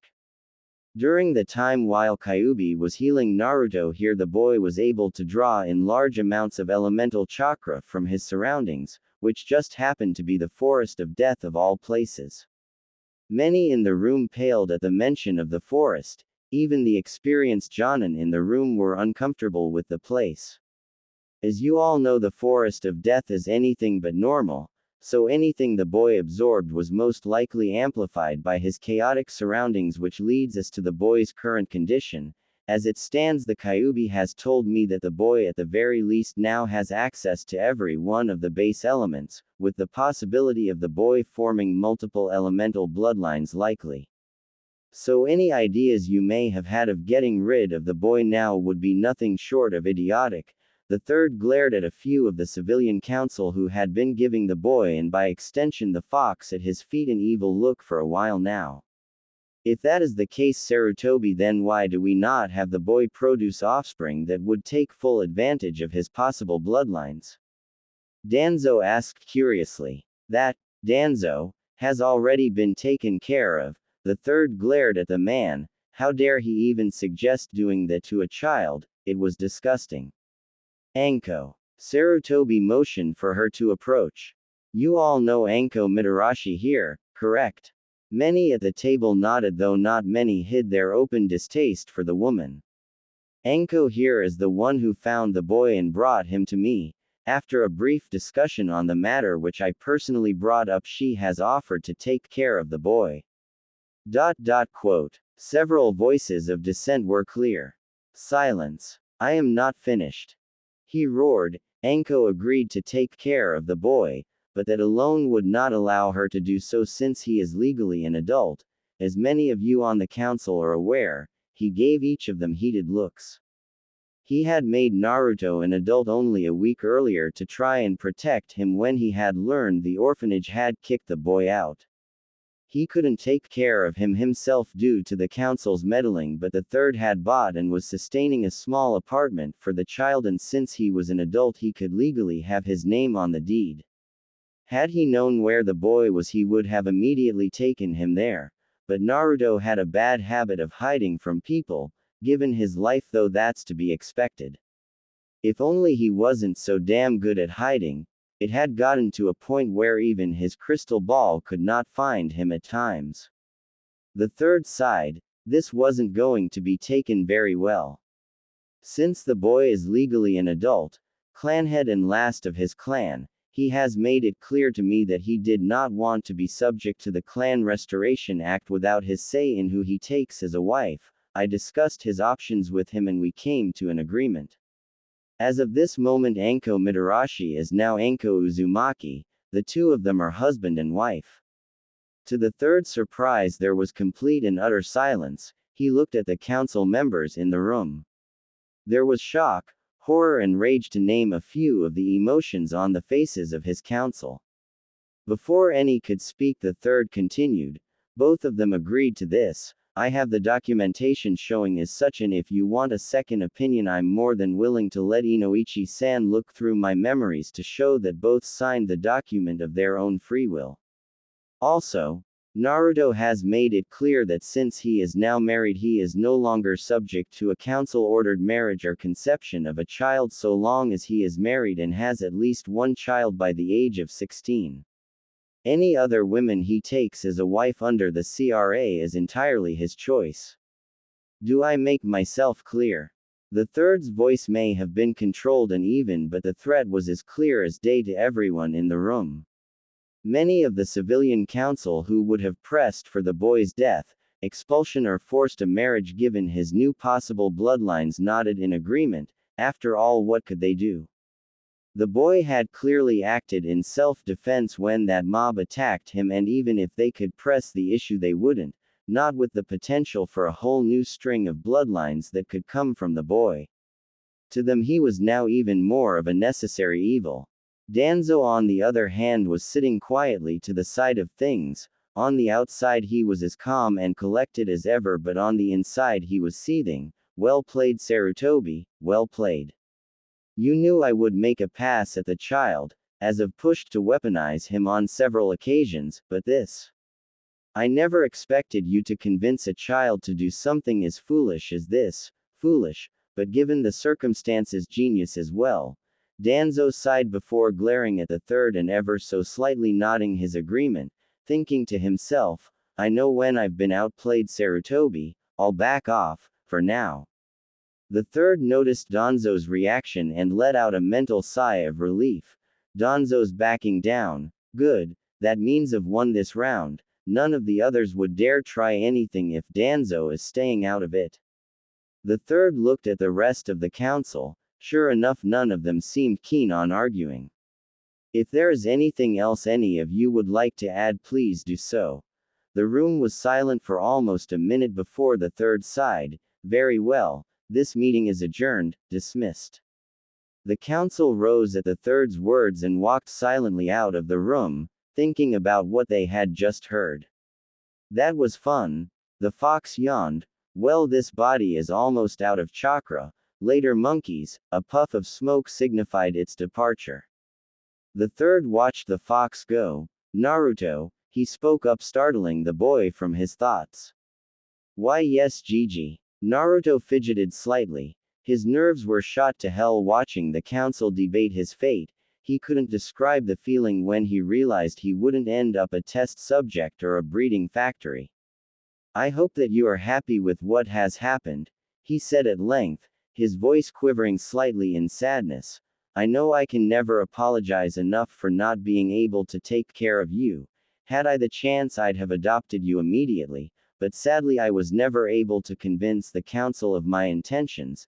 They saw you as a threat, and in my weakness I never confronted that decision, and for that I am deeply sorry. It's okay, old man. I may have been alone, but I never really felt alone when I knew you cared about me. That and the Ichirakus were a big help too. The boy let out an ear-to-ear smile. I bet they were. The third chuckled. Don't worry so much. The boy sighed. I have people who care about me, and that's all I could ever really ask for in life. And besides, I'm technically not alone anymore, am I, Chan? The boy sent a sly smirk at Anko, who was a few feet away. The girl in question blushed slightly. Ooh, that little bastard, she thought in embarrassment. I'm getting him back for that. Yes, I do believe you're right, Naruto, the third laughed. Though even if you have found someone to stay with, you'll need some decent clothes. After all, we can't have you walking around a beautiful lady in nothing but torn rags. The third nodded to the boy's clothing, which had all but been forgotten. Anko can take you to the Wolf Claw weapon shop tomorrow. An old friend of mine is the owner. I'll have him put it on my tab. Thanks, old man. Naruto hugged him tightly. No problem, Naruto. He chuckled, hugging the boy back. I think it's time for both of you to head home. Anko. Anko walked up behind Naruto and placed a hand on his shoulder. Yes, sir. Come, Gaki. It's nappy time and I need my beauty sleep. Naruto snorted at that before the two of them disappeared in a shunshin. The third sat in the council chambers for several moments, wondering just what the future held for Naruto, before he too disappeared in a swirl of leaves. Ooh, I'll never get used to that, Naruto choked, when the two appeared on the edge of a fenced-in forest. You just need to build up your strength. Your body can't handle the changes in speed yet, that comes with growing up and getting stronger. Anko rubbed her hand through his hair, ruffling the blonde mop and making it spikier than ever. Where are we anyway? Naruto looked around at the forest curiously. Anko smirked. Back at the Forest of Death. Naruto looked confused. What the hell are we doing here for? Well, considering I live here. She trailed off, a grin plastered on her face. Naruto's eyes went wide. Wait, you live here? Guilty. Raising her hand up in front of her in a joking gesture. Any other surprises I should know about? He raised his brow questioningly. Well, she trailed off, I have a fetish for blood, my favorite color is purple, my favorite food is dango, you take my dango you die, and I have a tattoo of a python on my. She ticked each thing off on her fingers. Naruto slapped a hand to his face and groaned. I didn't mean that literally. I'm a very blunt person. She smirked. I can see that. Naruto deadpanned. He sighed. Fine, let's just get to wherever in this crazy forest we're going. Okie dokie. She picked the boy up and chucked him over her shoulder. With a leap at breakneck speeds, she jumped into the woods, with him screaming bloody murder all the way. An hour later, roughly 10 of that prying Naruto's fingers from her arm, they were standing in front of the tower in the center of the forest. Home sweet home. Anko nodded proudly, as a flash of lightning and evil laughter came from nowhere.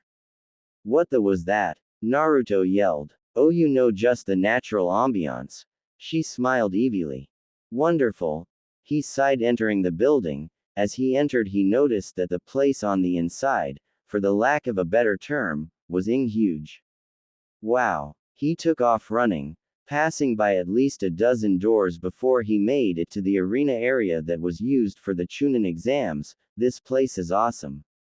He yelled out. Hey, I knew you'd like it. It's pretty big, so you really don't have to worry about anybody invading your privacy here. That is until the Chunin exams, and this place is filled with Chunin wannabes for a few days, but that's why my room is at the top of the tower. No one really bothers with going that far up just to find a room to stay when there are so many on the ground floor. She grabbed his hand and took him on a tour of the place, pointing out the large cafeteria and all the bathrooms in the building. The showering area was large too, looking like a gym shower, but that was to be expected in a place like this. Level by level they went up until they were near the roof of the building. Here's our room. She smirked, pointing to a large wooden door covered in seals. Any reason why that door is booby-trapped to all hell?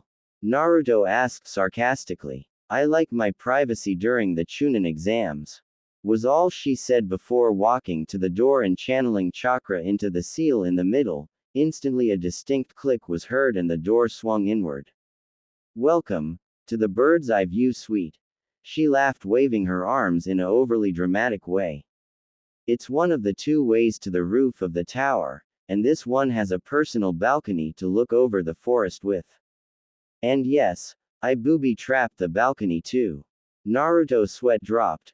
Paranoid much? Anko ignored that. Well, since it's already well past the crack of midnight, I think it's time to sleep. I'll finally have a use for that other bed now. She trailed off for a moment before noticing Naruto's state of clothing. Ah, I forgot about that. Strip real quick, I'll get you something to wear.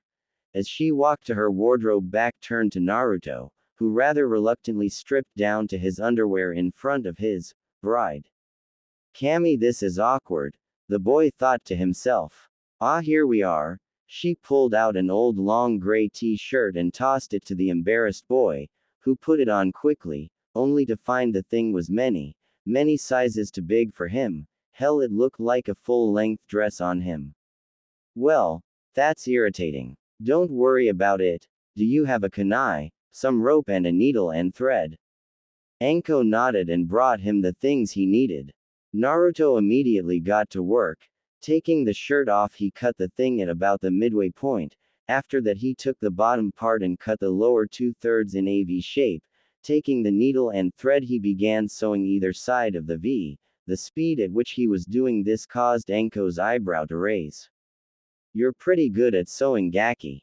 Not stopping, Naruto grunted. Well, you tend to learn things that make life easier when no one'll help you. There was clearly pain in his voice. He had only been out on the streets for about a month before all this shit happened, but really the streets were a better place than that orphanage ever was. At least on the streets there are plenty of places to hide from the people after you. Not like that helped much really. Anko frowned. Look, kid, I don't pretend to know what your life was like, I lived it.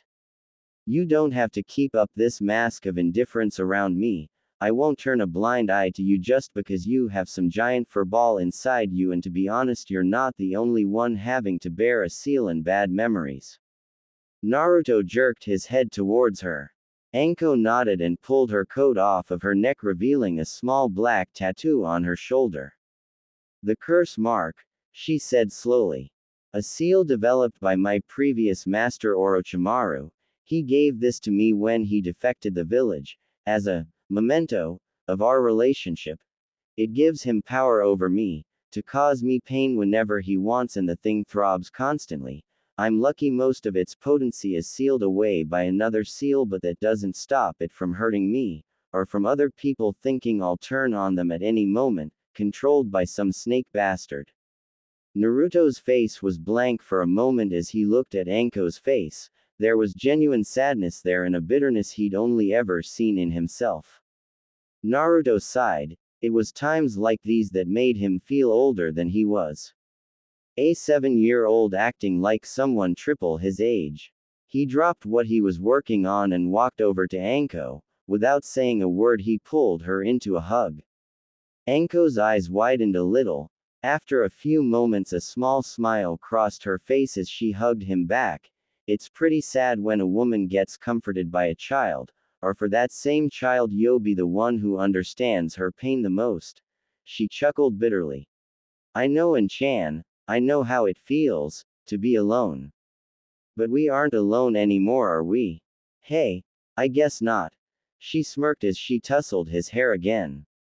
They sat there for what seemed like hours together, just holding each other, letting the other's feelings show through, if only a little bit. Finally they separated, knowing that truly they were no longer alone. Naruto turned back to the cloth he was working on, putting the finishing touches to it. When he held them up to Anko, she snorted in amusement. He had turned the cut-off bottom of the shirt into a baggy pair of pants complete with a rope belt. The top half of the shirt he sewed along the bottom to make a clean edge. All in all, it turned out to be a nice set of clothes for him, at least until he could buy some ninja clothing. Not bad at all. She appraised him.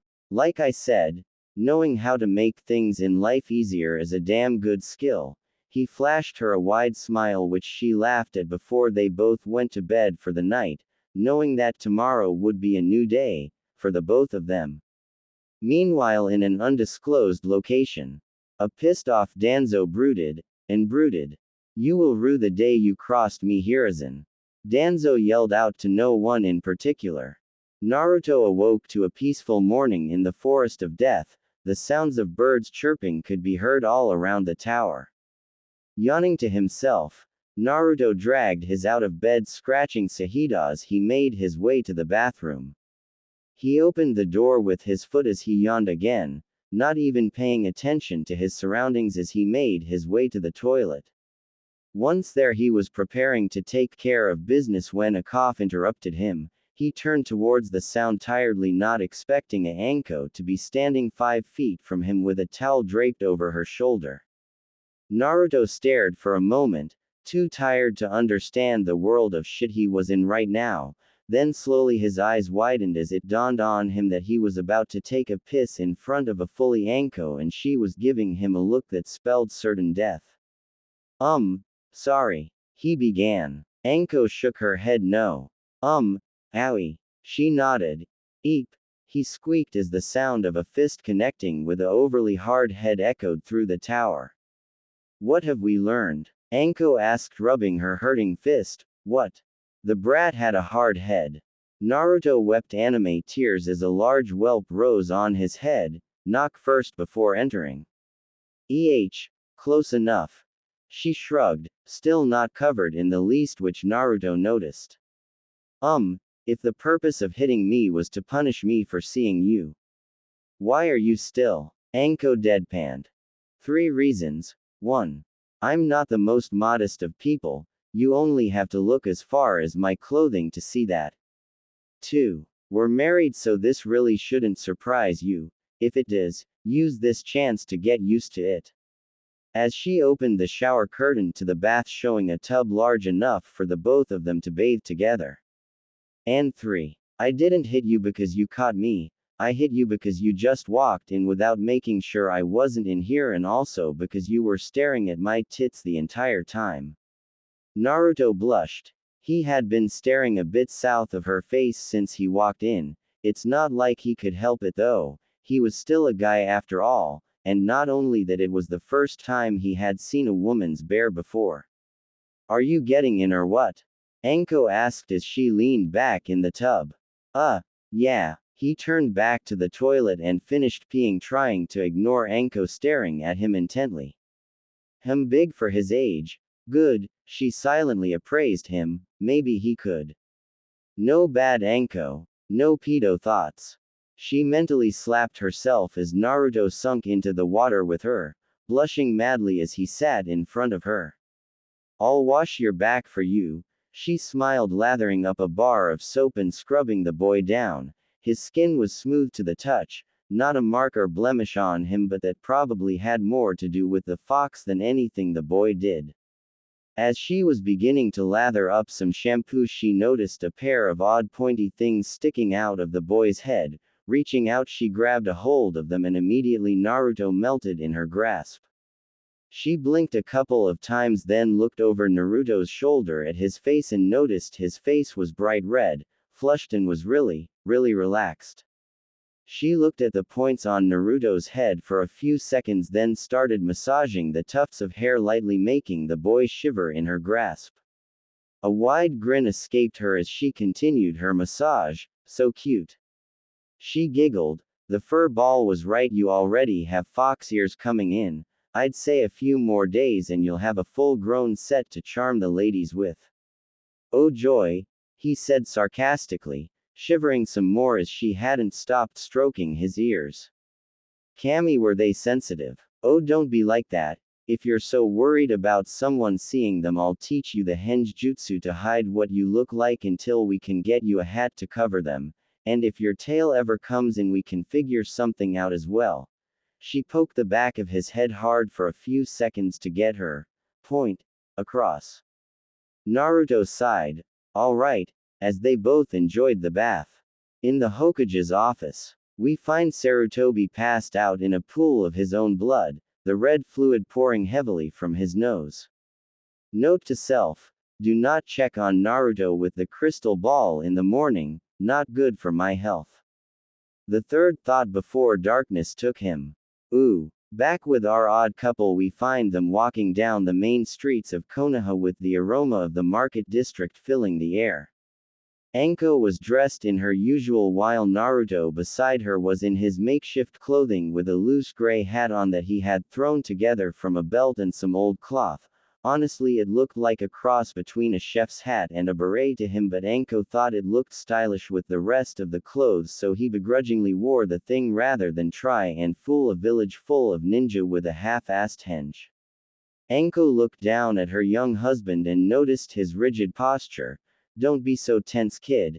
As long as you keep that hat on and don't look anyone in the eyes, they won't know the difference, and if someone starts shit, I'm here with you. Some comfort at least, the boy retorted. Anko sighed. The kid was being difficult again. It wasn't that he didn't understand that they could count on each other now, it was the fact that the constant glares the villagers were throwing him were breaking the boy's resolve. Every other villager they passed gave the boy at the very least a look of disgust or anger. Hell, she never had it this bad, no wonder the kid was so depressed. At least I can discourage a few of the glares now, she sighed again, tossing out a small bit of intent at a few civilians that were giving him dirty looks. More than a few paled and turned away, which for some odd reason gave her a sick sense of satisfaction. Is it because I'm protecting Naruto?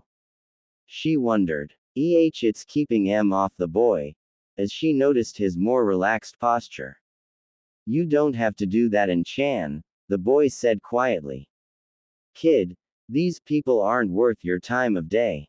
She frowned. The old man told me that your dream is to be recognized as a great ninja and become Hokage. I can tell you now, just being Hokage won't get you recognition from everyone. There will still be people like this that will glare at you because they are fools and don't know any better. Also, the Hokage is a military leader, that means he is appointed by his military, his ninja. Not the civilians. If you really want to get some recognition, show the ninjas who you are first and the civilians will follow. The boy froze at what Anko had said. Really? He thought to himself. He turned to Anko with a small smile on his face. Thank you, Chan. Any time, Gaki. The walk to the wolf claw weapon shop from there was in a deep but comfortable silence. Welcome. A cheerful voice greeted them as they entered the shop.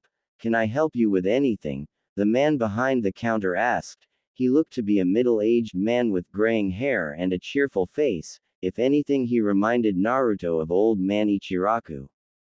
Hey Dustin, Anko greeted.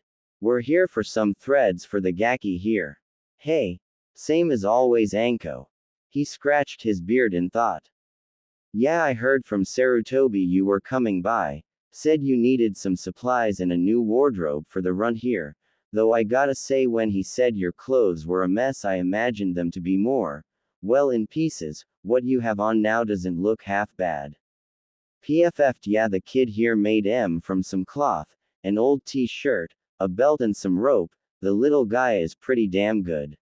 She ruffled said kid's hair playfully. I'll say, that's pretty professional work right there. It almost looks store-bought except for the few seams that are visible. I wouldn't mind having him around the shop fixing a few of the special orders I get. Hey, I'll keep that in mind if he ever needs a job. Yeah, Dustin chuckled, but on to business. What's on the kids' to-do list? I'll help you find anything you want, Sarutobi said, to put it on his tab so you can get just about anything you want. Well, we need some scrolls on elemental manipulation, one for each element. Ah, I see the rumors are true after all, Dustin interrupted her. Word is the kid's got all the elements under his belt, am I right? Yeah, Anko whispered, but keep that under your hat. I'd like for those rumors to stay rumors for as long as possible. No need to make things harder on him. You don't even need to ask. I'm a good friend of Sarutobi's. I wouldn't be unless he and I shared views on things, and Naruto is one of the things we see eye to eye on. You're straight with me as long as you don't stiff the bill. Anko chuckled. Hey, as pragmatic as ever, I guess. Well, as I was saying, we need scrolls on elemental manipulation, just the basics for now since I've really only ever covered earth manipulation. Dustin nodded. He'll also need some kunai and shuriken, preferably the practice kind if you have I don't need him cutting anything off before I can get to it. She raised an eyebrow in his general direction and Naruto could only chuckle nervously. Quote. I see the other rumor is true too, Dustin remarked dryly. Under the hat, old man, or it won't be the boy that loses something to a kunai. She growled. Easy, easy. He held his hands in front of him defensively.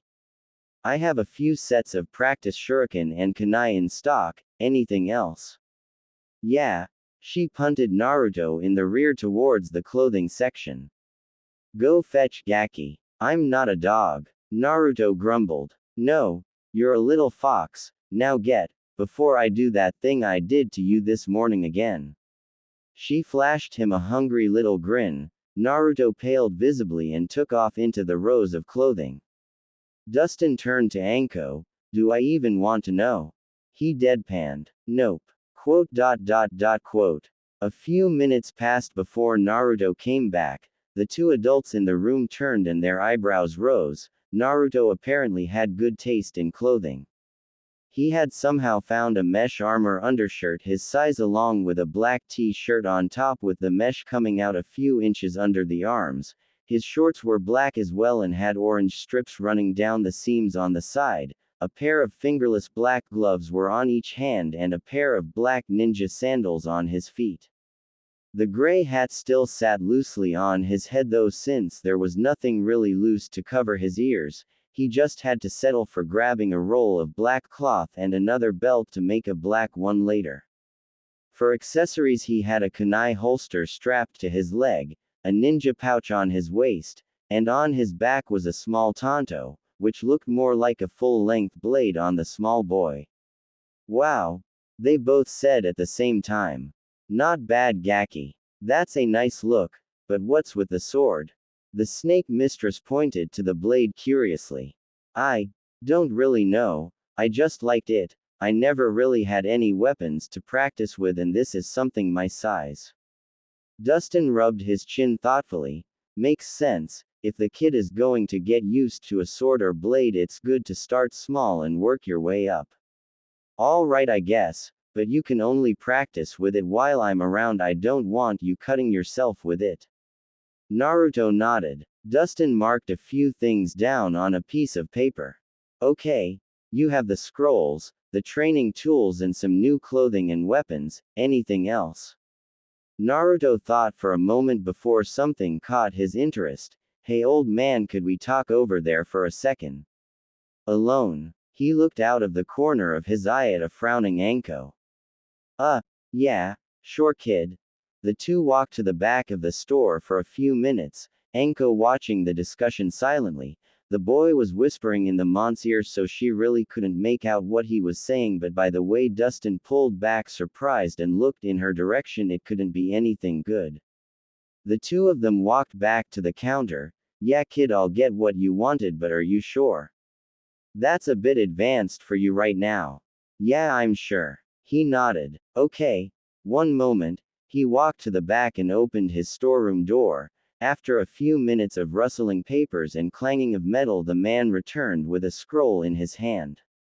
Everything is in this storage scroll. Just send chakra into it and the materials will pop out. To store stuff, just do the same. As he handed the scroll to the boy. Thanks, old man. Hey, for a friend of Sarutobi, it's the least I could do. Dustin grinned at the boy. It's all on his tab, so don't worry, I'll send him the bill. He. Thanks, he smiled back as the pair walked out of the store. Dustin's smile slowly turned somber as he watched the two walk away through the window. A small yawn from behind him turned the man around. Looking around, he noticed his daughter standing in the stairway to the living area. Who was that, Daddy? The girl asked, the buns in her hair bouncing as she yawned again. Just a friend, Tenten, the son of a good friend, a man who I respected greatly. His voice was quiet as Tenten nodded sleepily and walked into the kitchen. Minato, he whispered, your son is going to make one hell of a ninja, I just know it. Ooh, mind telling me what's in the scroll? Anko asked sweetly, a little too sweetly. Naruto looked warily at her. No, he held the scroll behind him. An eyebrow rose. Why? It's a surprise. The boy stuck his tongue out at her.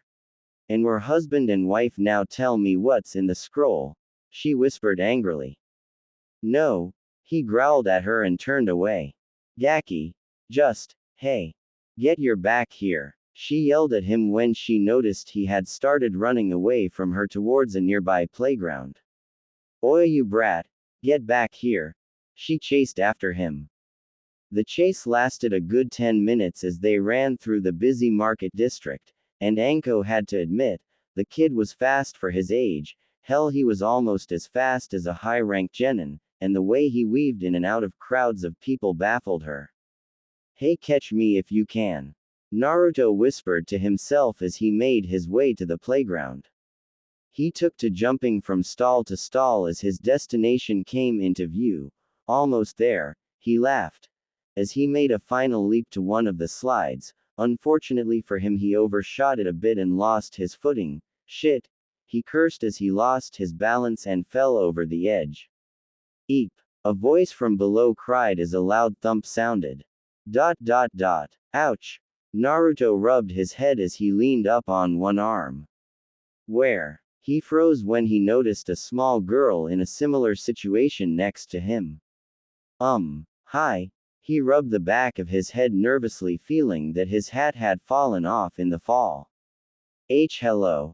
The girl stuttered. Hello as well.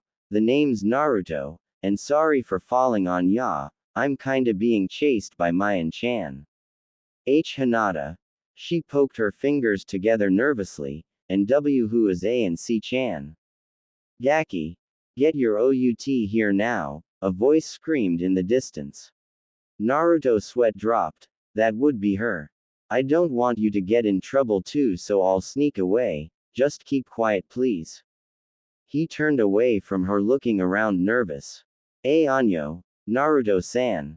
Yeah, he turned to her curiously. Is this your hat? She held up the thing in question. Yeah, thanks.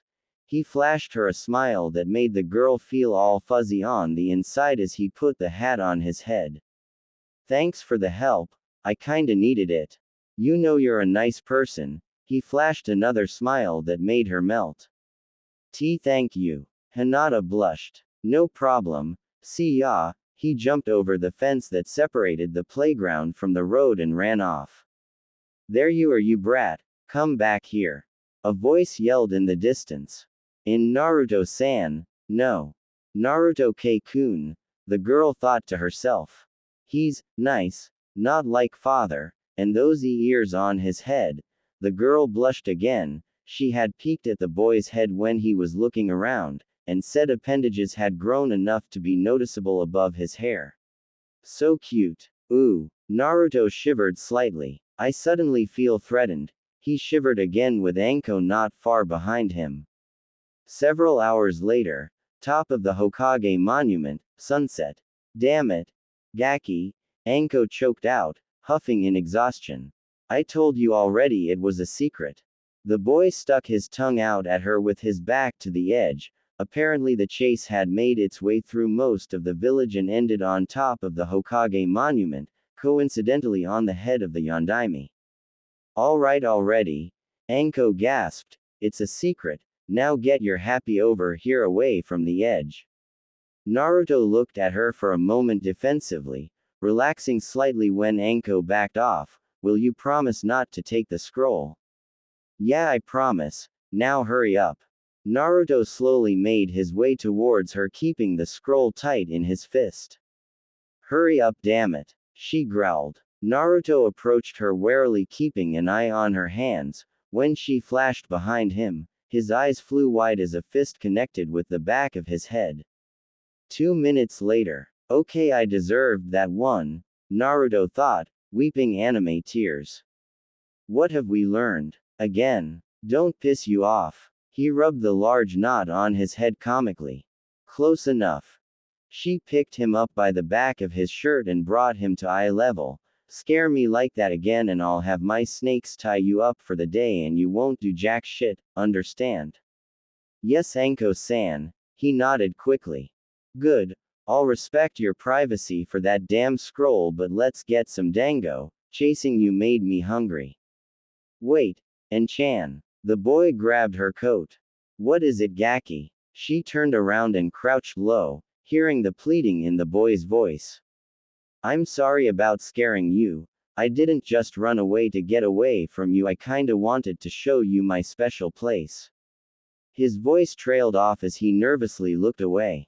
Anko turned beet red for a moment, thinking he meant, well, something dirty, but the boy turned away from her and pointed towards the western wall of the village.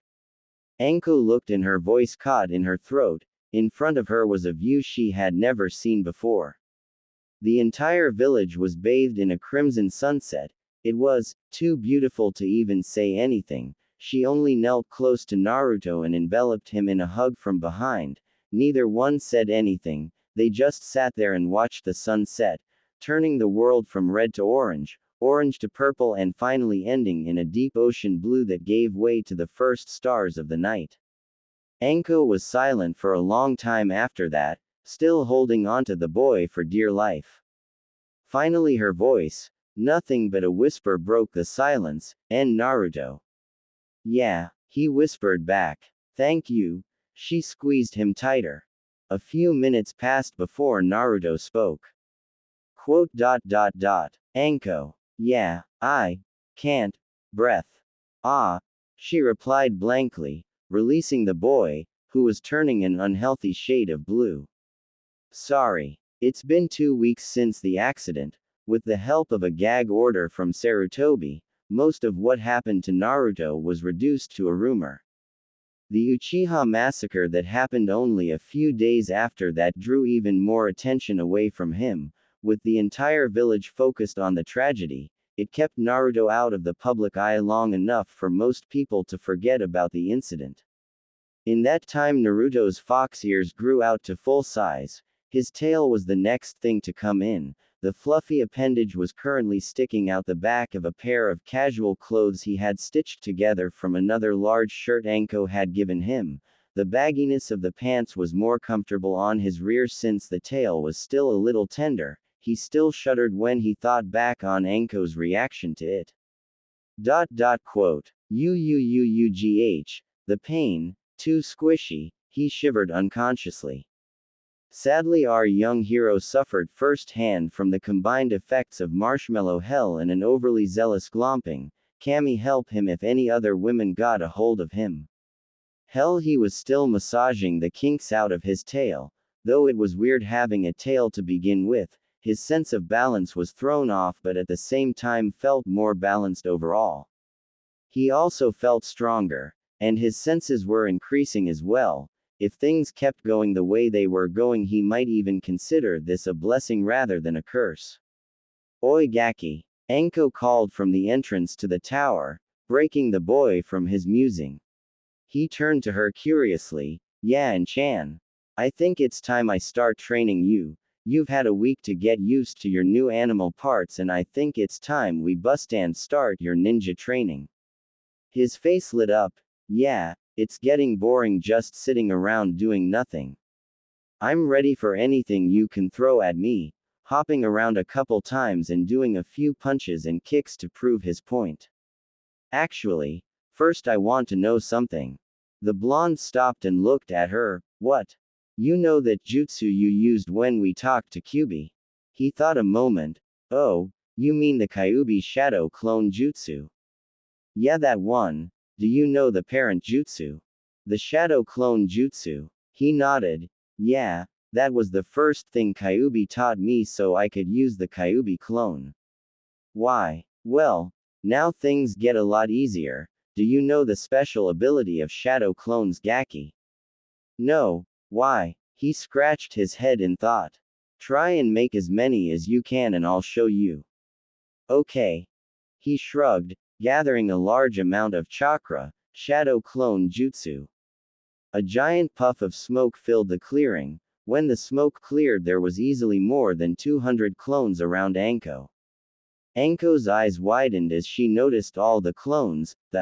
She yelled, literally falling on her in surprise. Naruto looked around confused. What? Did I not make enough? Not enough? Are you insane? Anko's thoughts were whirling. How the hell can he make so many shadow clones? For S sake, I've never seen anyone make this many. Wait, if he can make this many. My god. The third was right, the brat could be a prodigy in the making. Screw the bloodlines and the elements, just being able to do this is a gift itself. And Chan, are you alright? His voice was filled with concern. Why yeah, just fine. The shock was finally beginning to wear off. Just the thought of what he could do with this many clones made her adrenaline rise. All the possibilities. No bad Anko. No gangbang jutsus. She slapped herself and stood up quickly. Naruto, don't worry. If anything, this should be impossible to do. Just the fact you are doing it is amazing. He tilted his head. So what now? Now I show you a neat trick that shadow clones can do, shadow clone jutsu. She yelled out, a single clone forming beside her. Have one of your clones follow me, Gaki. As the clone walked off into the woods. You heard her. One of the clones broke off from the rest and followed Anko's clone deep into the woods. After a few minutes of walking, Naruto's clone turned to Anko's clone, now WH.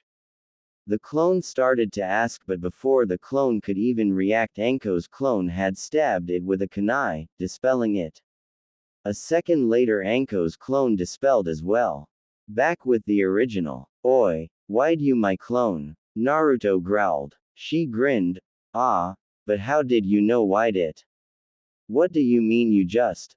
The boy frowned in confusion, before a small smirk slowly crossed his face. Anything a clone experiences gets sent back to the original when it's dispelled, doesn't it? Got it in one, Gaki.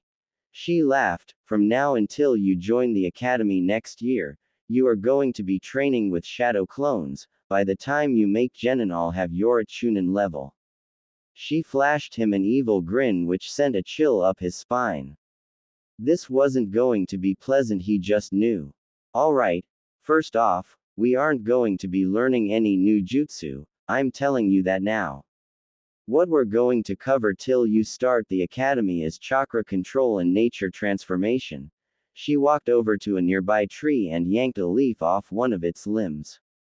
First, is chakra control exercises, as she placed the leaf on her forehead and channeled chakra into it to float it lazily above her head, much to Naruto's amazement. The objective of this first exercise is basic control. Keep the leaf floating over your head with chakra for as long as you can. It's not power you're after, it's control.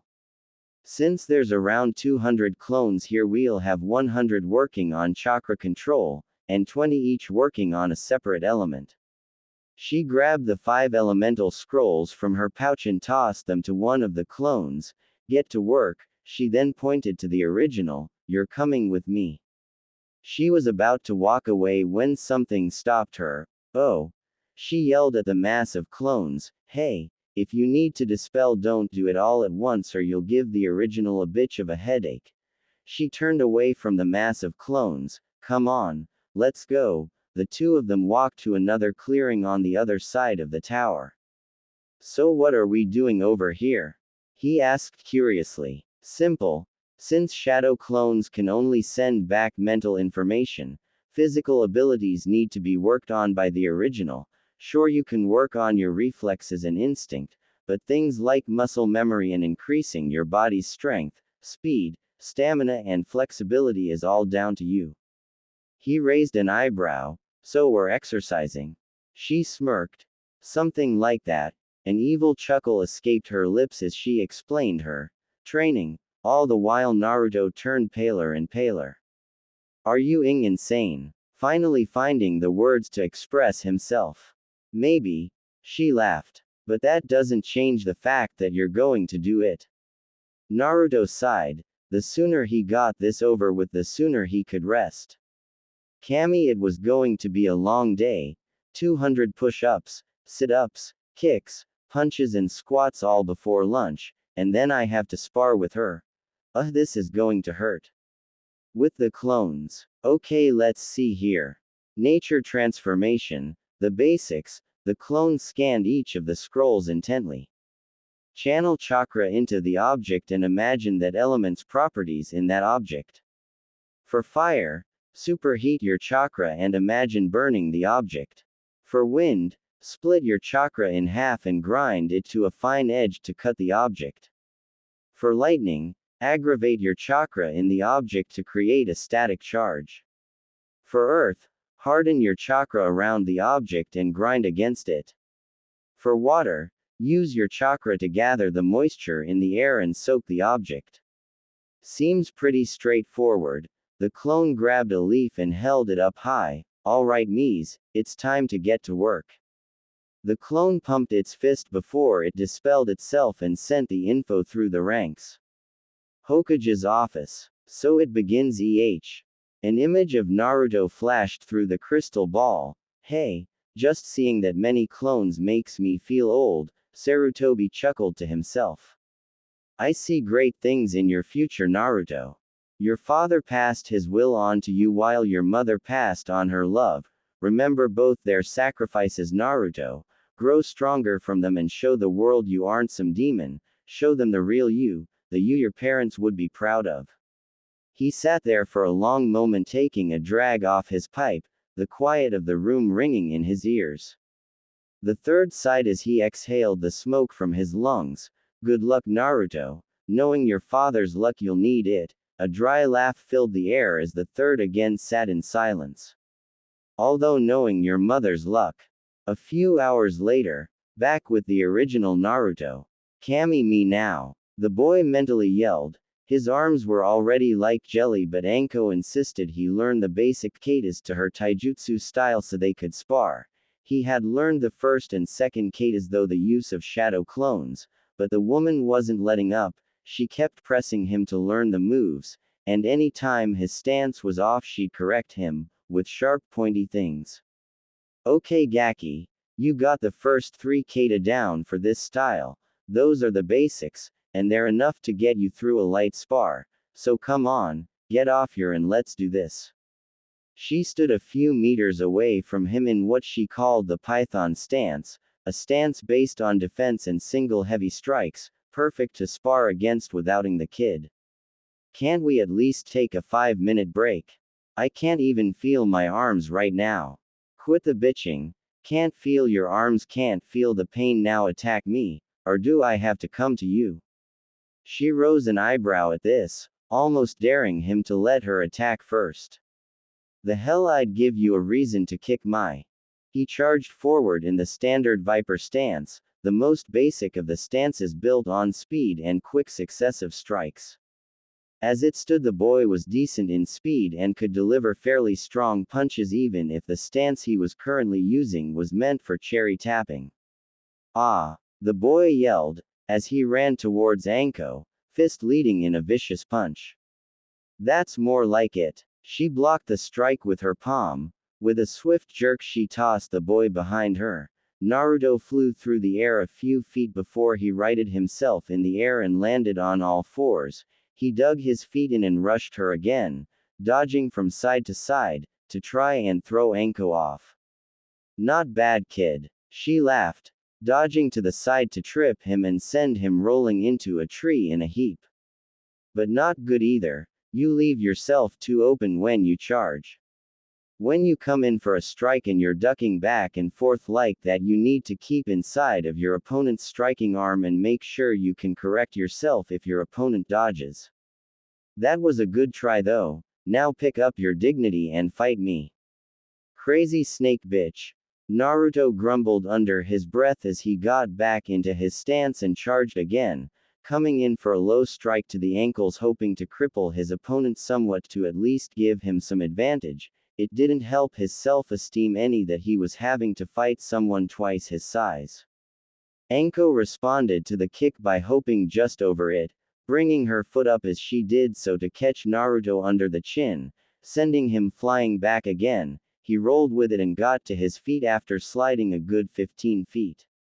Tell me again, how kicking my is supposed to make me stronger?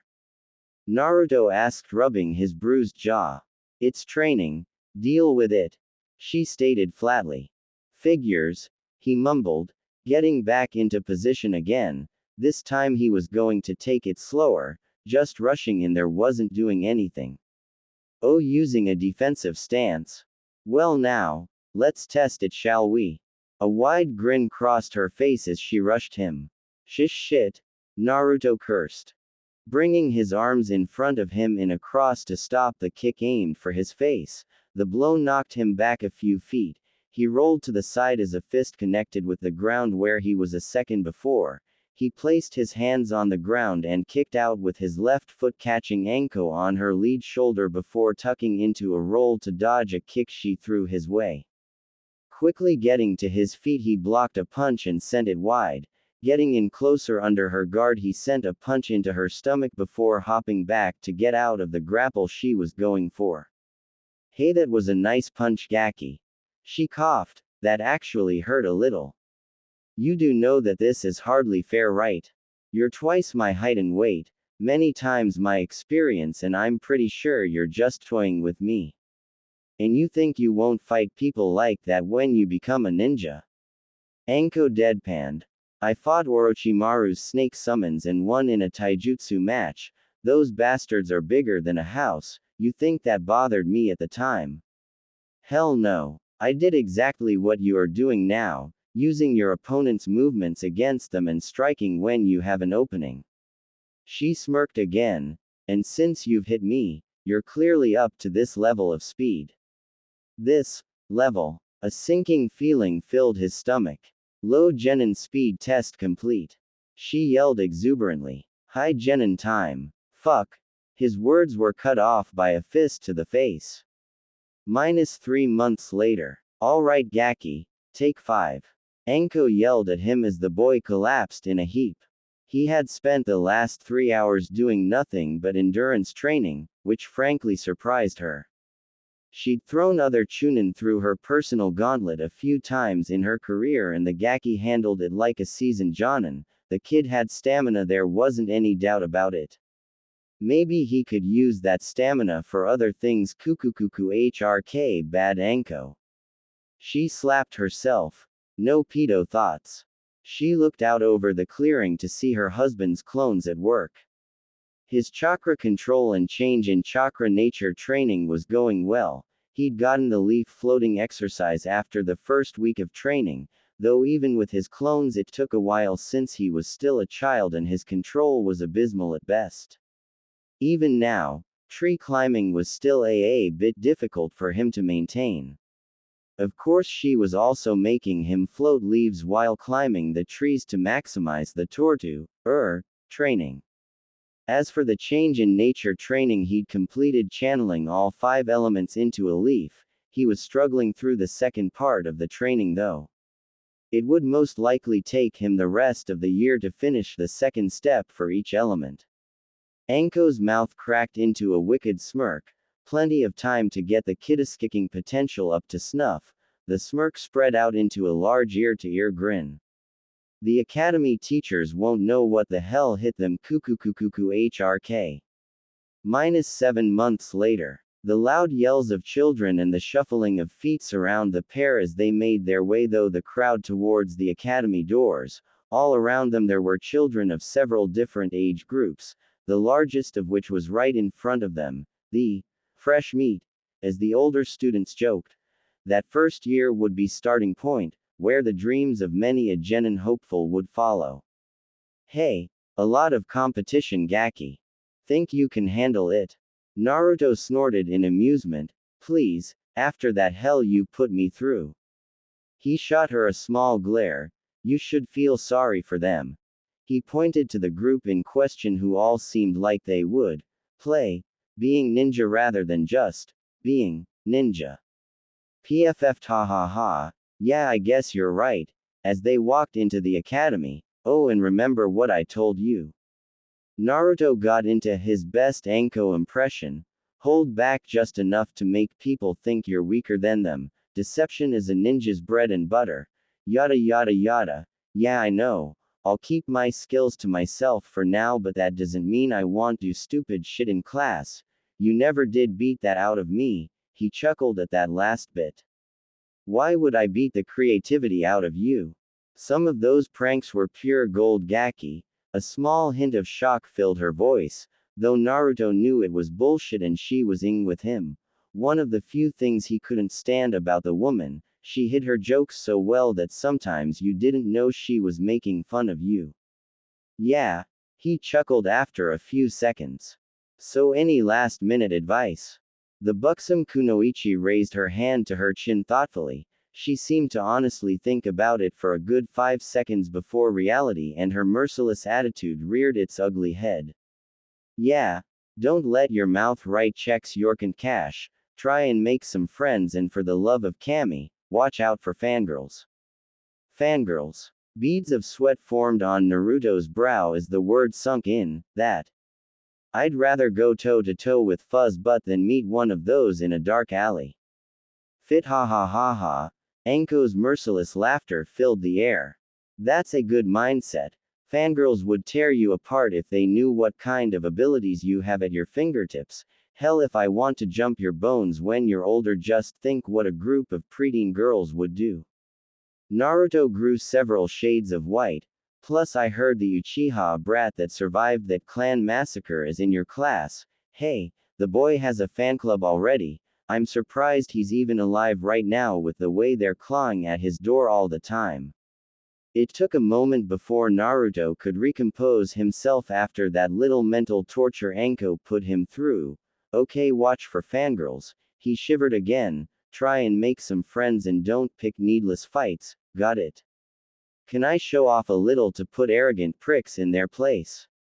She gave him a thumbs up. Yeah, sure, Gaki. You have my blessing to take the sticks out of people's when you feel the need to, so go in there and kick some. Naruto's hand snapped to his forehead as he went rigid in a salute. Ma'am, yes ma'am. He roared, and ran off to his first class, ready to raise some hell. The door to the classroom slid open as the sounds of talking filled the air around Naruto. He looked around the room, taking in each new face with interest. Out of everyone there, only a dozen or so even looked at him. Well then, start with the friendliest looking ones, I guess. He readjusted all his clothing to make sure his foxy bits were hidden and walked over to a young boy who was munching away at a bag of chips like his life depended on it. Hello. Name's Naruto Uzumaki. Naruto reached out his hand in a shake. The boy looked at the offered hand for a moment before taking it in his. Choji Akamaiki. He smiled, teeth flashing with some food between them. Choji, what have I said about swallowing your food before you talk? A bored voice droned from his side. Naruto turned to look at the boy next to Choji. Laid back, bored, pineapple hairdo. Hey, this guy looks interesting. He reached out his hand to the other kid. Naruto Uzumaki, nice to meet you. Shikamaru Nara. Same, he returned the shake again in a bored tone. After Naruto found his seat, he scanned the room. The other few people who still seemed interested in him were some kid with glasses and a long coat, name was Shino or something like that. A girl he recognized as Hinata sitting in the back of the room. And two women who seemed to be fawning over someone in the corner. Or in other words, fangirls, stay the away mode, activate. Yahoo! A voice yelled from the back of the room. The three boys turned to see a wild-looking boy in a hoodie hopping up and down in joy. Oi! Dog boy, keep it down. Naruto yelled at him. He had smelled a strong scent of dog when he walked in thanks to his new fox-like nature, but he couldn't place where it was coming from. Looking at the wild boy now, he could tell the smell was coming from him. The dog boy turned to Naruto with a scowl on his face. You wanna start something, huh? Hey, I don't start things, dog breath, I finish them. He replied in a cold tone that sent shivers up the spines of several people in the room. Oh, I am so thanking Anko for teaching me that intent trick. The look on everyone's face is priceless. The dog boy paled a little bit and a bead of sweat formed on his brow, but other than that he was holding up rather well. Why you picking a fight? He stuttered slightly. Nah, only if you start it, but I won't do anything unless you do something. I'm here to make friends and learn how to be a ninja, so what do you say? Friends. He reached his hand out for the third time that day and smiled a genuine smile. Dog boy's expression turned from scared to confused, his brow twitching nervously as his eyebrows knitted together. Sure. He said at length, name's Kiba Inuzuka. Naruto Uzumaki. And I gotta ask, why do you smell like a dog so much? I could understand maybe having a pet that has its scent on you, but that's not it, your entire body smells like it.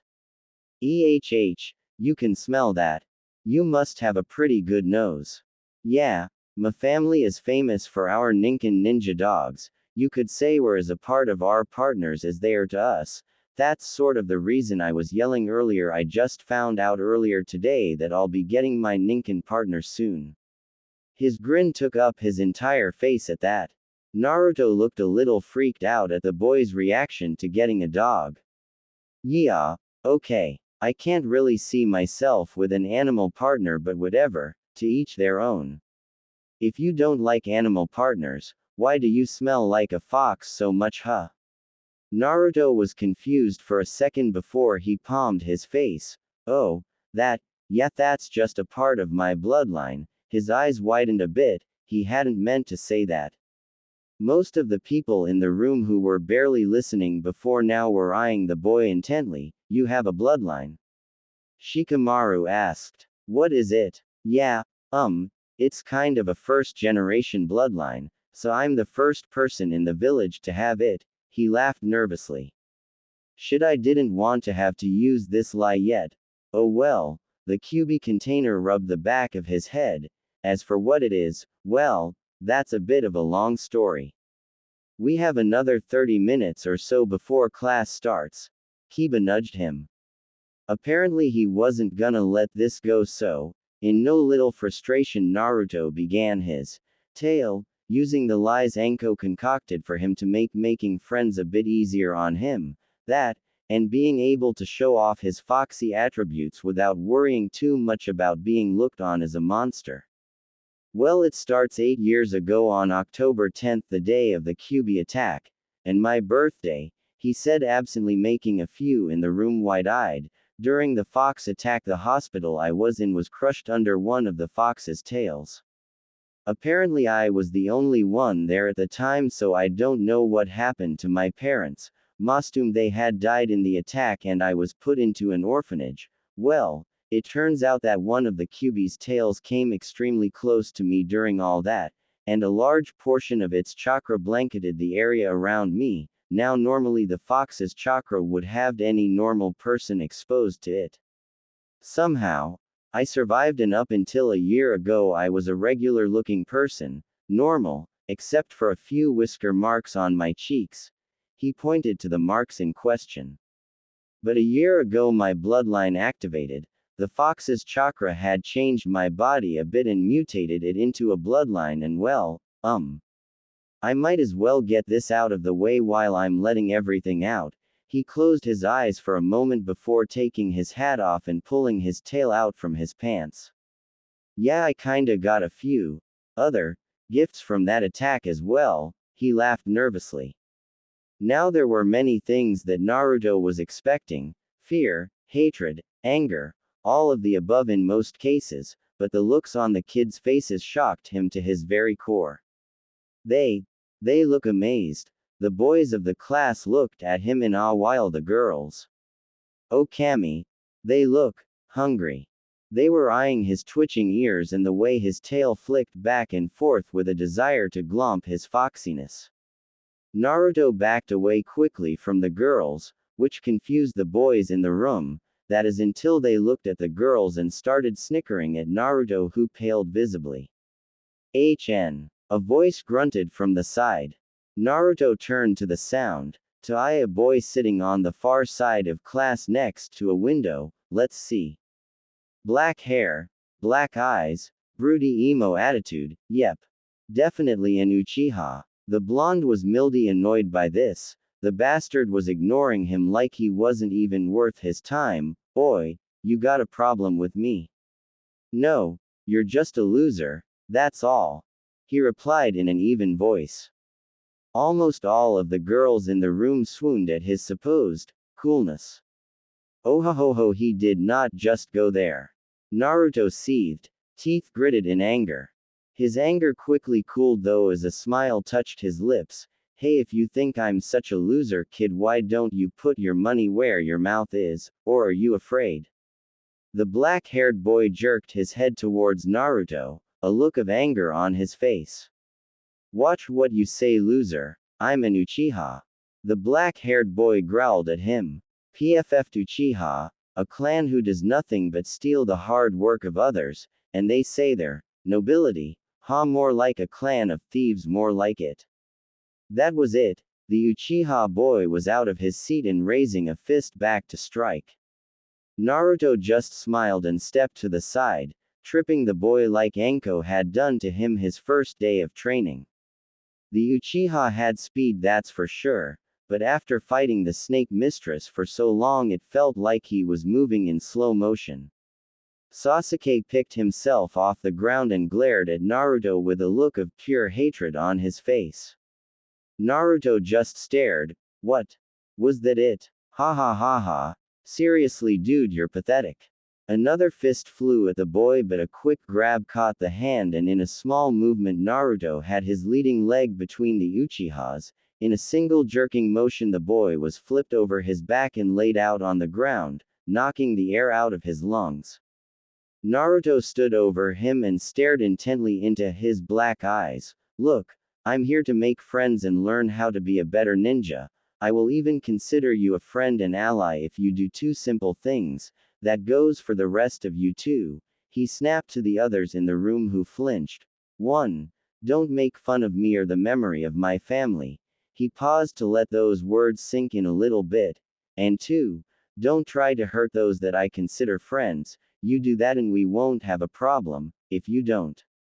Well, getting your handed to you is the least of your worries. His cold tone sent chills down several people's spine. He held his hand out, name's Naruto Uzumaki. The Uchiha glared at the hand for a moment before grabbing it. Sasuke Uchiha, he grunted as he was hauled to his feet. Nice to meet ya. The blonde smiled, confusing everyone there. Where had that cold hard look the boy had on earlier gone? It was like it never existed. Troublesome, Shikamaru deadpanned from the side. Ooh, okay class, today we're going to be learning how to throw kunai and shuriken. The instructor pointed to a wooden target 15 feet away. The Chunin stood before the target, showed the class the correct method of handling both thrown weapons. With a quick flick, the pieces of bladed death hurtled towards the wooden target. With a meaty thunk, all of them hit home. A decent 7 out of 10 shots. The other 3 were not lethal, but had it been on a human target would have hobbled them. Now line up in front of the target and throw the 5 kunai and shuriken that are provided. The children rushed to get in line. Naruto found himself near the back of the line. Thankfully he had his tail poked back down his pants and his cap back on before the teachers could come back into the room and start something. Now outside in the training area he could finally relax a bit. Hey Naruto. A voice whispered next to him.